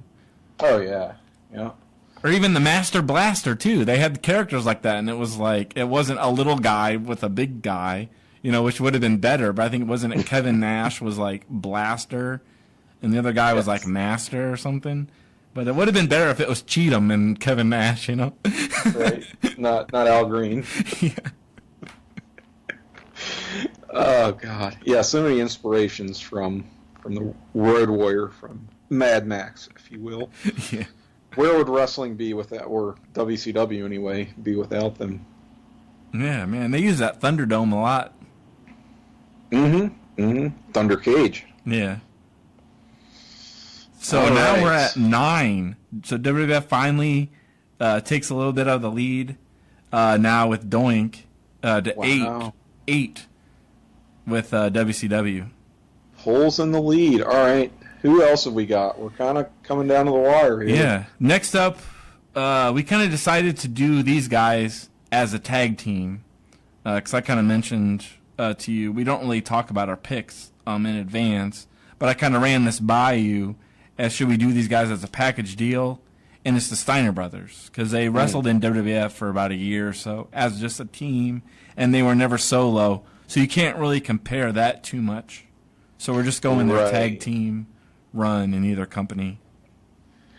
Yeah, WWF never pushed Rick or Scott individually, even though maybe they wanted to with Scott, under this time frame that we're looking at. So it's sort of like, well, it's no contest if you try to take them individually. I still think WCW gets the edge either way. I do like that WWF stuff where they're just kind of squashing guys on, those early Raws and real quick TV matches and squashing and killing guys at that. I mean, holy crap. The match at SummerSlam 93. Oh, I love that one with the Heavenly Bodies. Oh, my God. The Heavenly Bodies. That tag team match so is awesome. Yeah, that really is solid stuff. So it's not like their WWF run is bad at all. It's just too short, like a lot of these things. And I think the tag team ranks were really thin. That is true. That division was not great during that time period. But, they did fit in well, I felt like. I wish they had better talent to work with, is all. Oh, well, there was that one match that, I saw in a Coliseum video, and I think it was, on one of the Bret Hart sets, or it got some kind of bump into the DVD release or whatever. But the Steiner brothers against Bret and Owen. Have you ever seen that one? I have, one time. And yeah, it was one of those rarities on. It's like a hidden gem. Yeah. Ooh, it's a rare Bret and Owen tag match. So didn't get a whole lot from them. There's two. There's one thing with the Steiners and the WWF that it's not really them in a match kind of really thing, like a tag team match like that. But I always remember this one from the Survivor Series. They were teaming up with Undertaker and Luger, and then the other team was the Foreign Fanatics, and you had Jacques, Yokozuna, Ludwig Borga, and then because Pierre got hit with Luger's forearm, they replaced him with a Crush. And so what I'm getting at is there was one part in that match that I always remember, because Savage and Crush were feuding, and I think Crush was beating up on one of the Steiner brothers. It might have been Scott, but he's got him up in the military press, the Gorilla Slam thing, and Crush sees Savage running down, the rampway or the runway, and Crush just drops the Steiner brother, and he just falls flat onto the concrete. Ooh. He just throws him outside and then runs out and they start brawling. It was just ooh. Ooh, that sounds sick, yeah. Yeah. But fun. yeah, it's true. We mentioned the match with the Nasties in WCW, in is it 90 or 91? I think. Halloween Havoc 90, because I think that's when our friend Jordan's his first pay-per-view. I always get those early Havocs kind of run together for me. It was not uncensored 91. No, it was not uncensored 1991. That's right. Great show. And then they sort of become those WCW stalwarts when the NWO heats up. And, they go back and forth with the Outsiders so much, but good storytelling in that, I felt like.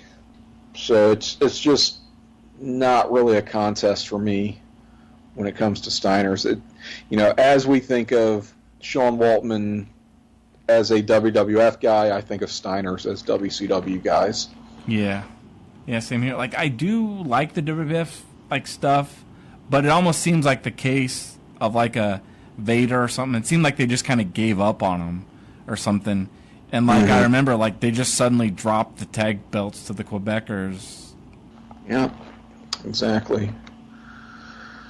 All right, well, I think so WCW has tied it up now, right? Yeah, so it's back to 9-9. We're at a dead heat. This is surprising to me. You said we were going to cut it off at, like, another 20, so... All right, so do we have one more? I feel like we're both going to lean the same way on this guy, but Davey Boy Smith, he's last up, number 20 for tonight. I'm going with the WWF for that one. Yeah, you kind of have to. His 2 WCW runs, the 93, look, they tried. But just 93 is such a year for WCW that kind of looks like they have the talent and should be able to put them together in good combinations. Reminds me of 95 WWF in some respects, where you ought to be able to get good matches out of the guys you have on your roster, and it just, so much of that stuff doesn't click for some reason. And that's when Davey Boy was there for the first time. Do we need to talk about Vader again with with some of his stuff, because he takes up so much of what Davey Boy Smith was doing in WCW? See, I like that year. Like, I don't know. I don't know how much of it you've actually seen from '93. I kind of have a soft spot for it, even though I like it gets shat on. He wrestled Vader a couple times, and I really like the one yet again from the Clash of the Champions. He wrestled Regal for the TV title. He did. He was always kind of like doing one of those power spots, but like I think Regal had like some kind of stretch on him, and Bulldog does that thing where he lifts him up with just one arm and powers out of it. And I think he does a cartwheel or something in the match. So it was kind of like Bulldog was kind of like fired up. Yeah, and of course you get the rather infamous beach blast, which I will just say is a stay tuned. I'm trying not to say too much about that. Yeah, more will be said about that on a later date. And that was, it was really just that one year that he was in WCW, then in 98, after the whole Hart Foundation screw job thing goes down, and he's just so shot by then, even before the big back injury. Yeah, like didn't he step on one of those trap doors? He got slammed on the trap door. Oh. Actually, I think so. The trap door had like a handle that protruded like up from the mat, which sounds like a terrible design. So it was something like that, but apparently it happened at that Fall Brawl 98. He got suplexed or slammed on it or something and hit it totally the wrong way, messed his back. He still worked a little bit, a couple of shows after that, but eventually that put him on the shelf. But, even before that injury, his knees were in rough shape, and he looked real bad. So, you can't really talk about his 98 WCW stuff without getting depressed, really. Look at WWF, on the other hand, and just great work with guys like Brett. And I sort of dig the Shawn matches in 96 a little bit. He wrestled Shawn Michaels quite a bit throughout the 90s. It seemed like every time he was around. Mm-hmm. Yeah, he dropped the IC title to him, didn't he? Yeah, and then the European title, in 97. Yep. The whole, that was kind of nuts. There was even one, I think they might have wrestled on like a Raw, like in 95 or something. I don't really remember it, but I remember it popping up on a Shawn Michaels set. Yeah. I think it might have been one of Sid's first appearances as a bodyguard, I think. Okay. Yeah, there were guys that just sort of orbited each other for one reason or another. I mean, he's instrumental as well in the whole Hart Foundation stable and USA versus Canada feud. So that's like that is one show, an early, like, sorry to go off on this tangent now, but like we don't talk about WWF a whole lot, so it's not going to come up. So I'm kind of like, yeah, got to get it in now. Yeah, right? Getting it in there. But the show where the Hart brothers, Brett and Owen and Bulldog and all those, they like reunited and hugged in the ring. That happened in Peoria. Oh, because it was like because they had I wasn't. They had WrestleMania 13 on a Sunday. I think they did a Raw on the Monday. It must have been like, I don't know, Chicago or something. Then they were still taping Raw on the Tuesday. So they had Raw on Tuesday. We were on spring break or something, and so I remember watching the Raw, that taped one, the next week, and I was at my grandparents' house, and like I like flipped out because I was like, oh my God, like I love Bret Hart, and they like reunited. So it's like Bret's like a heel with those guys, but I was like totally like in love with all that stuff. I don't know. It was like the biggest thing to me at the time. But I was like so like pissed off too because I missed that when it was in Peoria. It was like the only really huge show in Peoria until like the next year they got the Thunder, the live Thunder. So it was kind of cool. I saw that one at least. Man, I was kind of kicking myself too for missing that show. If it makes you feel any better, I missed the Benoit Angle cage match in Richmond. Oh, was that the one where in like 01 where he dove off the top? Didn't they both dive off the top? The one guy missed it. They did. Yeah. Angle does the moonsault that misses, which was nuts. And Benoit does the headbutt. Yeah, and wasn't Austin like brawling with those guys too, like on the floor or something? Mm-hmm. That was when Austin was a heel. This was right before the invasion really kicked off. Yeah. And Austin was just playing that paranoid heel character with Vince and feuding with Benoit and Jericho. So, yeah, he was lurking outside. But that's one of my biggest wrestling regrets is not seeing that. Man, yeah, that's my sweet spot, that 2001. Like 97 and 01 are like my sweet spot. I hear you. Hey, so at least we got something in common. We both missed like big things that we were like, oh, man. I know. We need a do-over. Yeah. I think that's it for this installment. Well, of Who Booked Them Better? Yeah. So we got our totals for tonight, but then I did a little calculating, and even though WWF wins round 2 overall, they're still behind in our overall score if we're doing a scoring thing. I'm just kind of going anyways. Yes, let's do that. Here, I'll go from this. We've had 3 ties so far. WWF has 17 to WCW's 20. So yeah, WCW still keeps the lead because I think it was 11-7 with 2 ties from the last show. So they've kind of closed the gap by 1 there. Okay, and they won by just 1 tonight in what we looked at. Yeah. All right, so should we refresh everyone on our current standings, where the guys we've looked at and where they landed?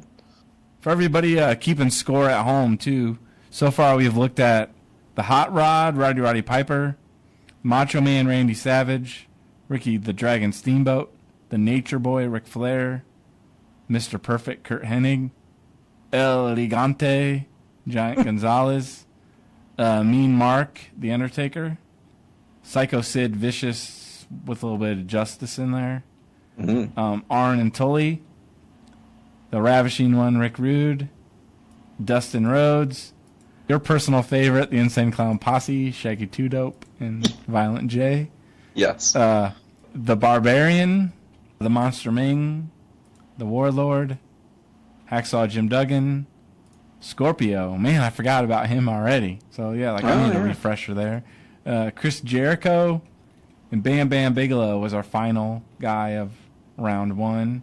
Tonight, round 2, we've looked at Vader, Lord Steven Regal, Lex Luger. We can just ignore this guy, Honky Tonk Man. He doesn't exist. Yeah.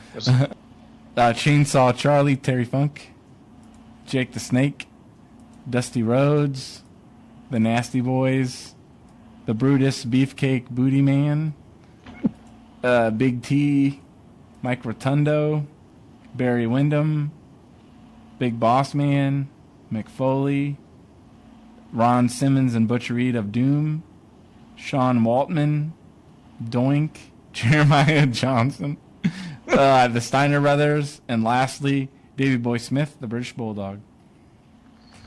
Oh, my gosh. So we've covered a lot of ground. Yeah, but we've still got some big players in there still to come, too. Got some heavy hitters, yeah. As I said, we can get some mileage out of this. So 2 shows in, we will continue the series. I know you've been, in the meantime, you've been keeping yourself busy around the place to be, not just with Talkin' Pop, but you've been doing other work on the comics side too, right? That is true. So on Place to Be Nation Pop, our sister feed, I do have Talkin' Pop with Jenny Smith, the aforementioned Jenny Smith. So check that out. Monthly gig on the Pop feed. On the comics front, also on Pop, there is the Marvel Age podcast with myself and Nick Duke and Russell Sellers and the manager Todd Weber, where we're going year by year through the Marvel chronology. So we started with 1961/62, kind of took those in one episode.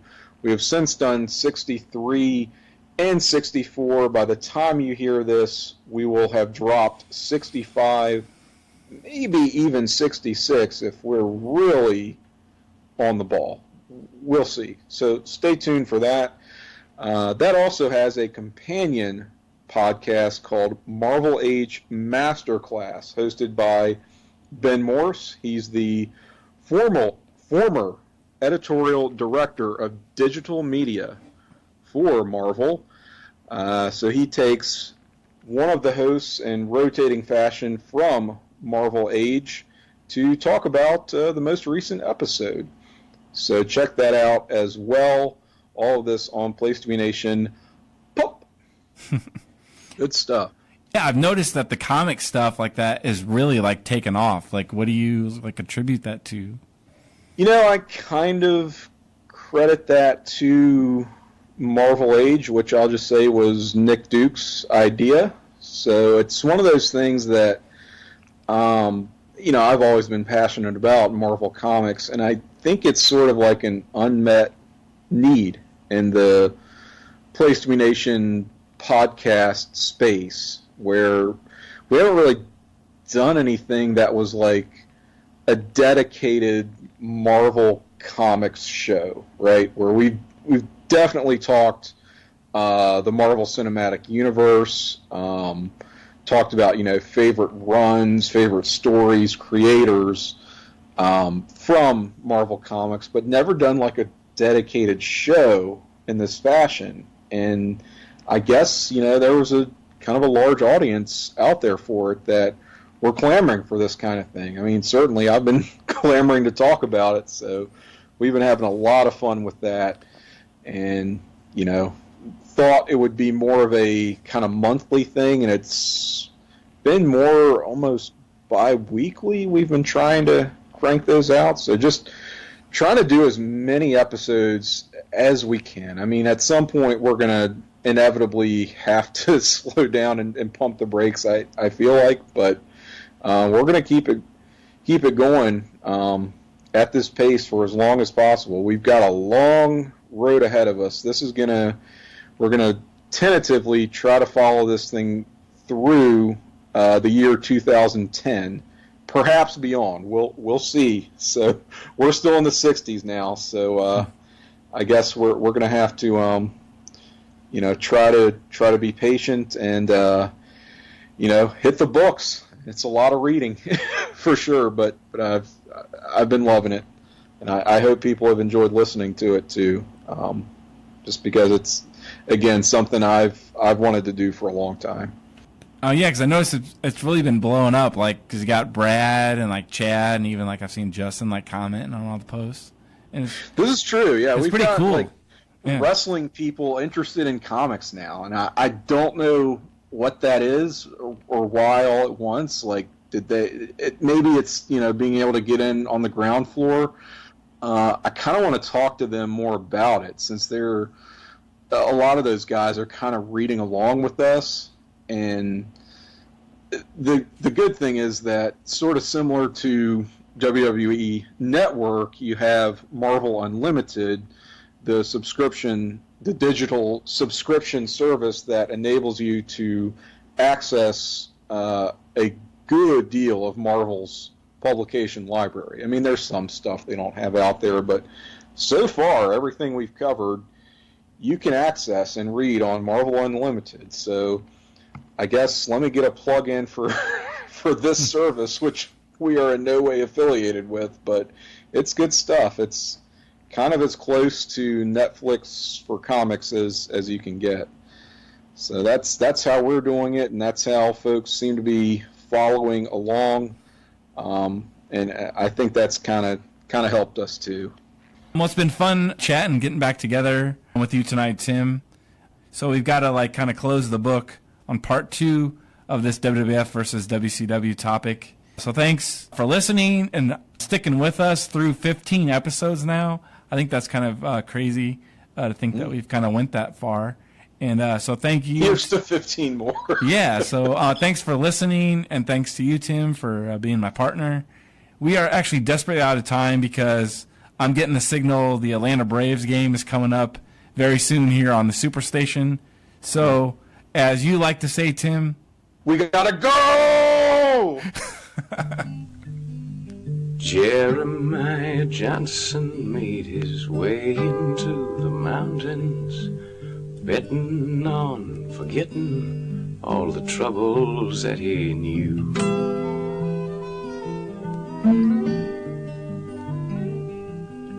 The trail was wide and narrow, the eagle or the sparrow showed the path he was to follow as it flew.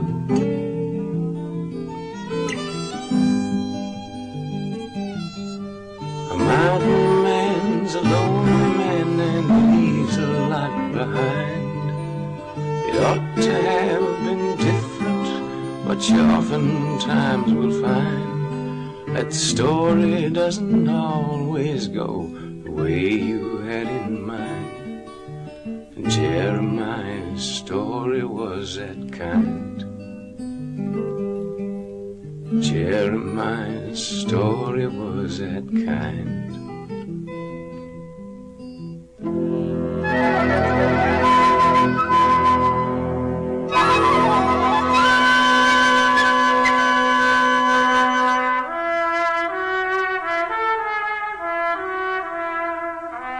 Hey, Hacksaw, have you seen Sapphire Baby? No, I haven't, Dust, but we're all still looking for her.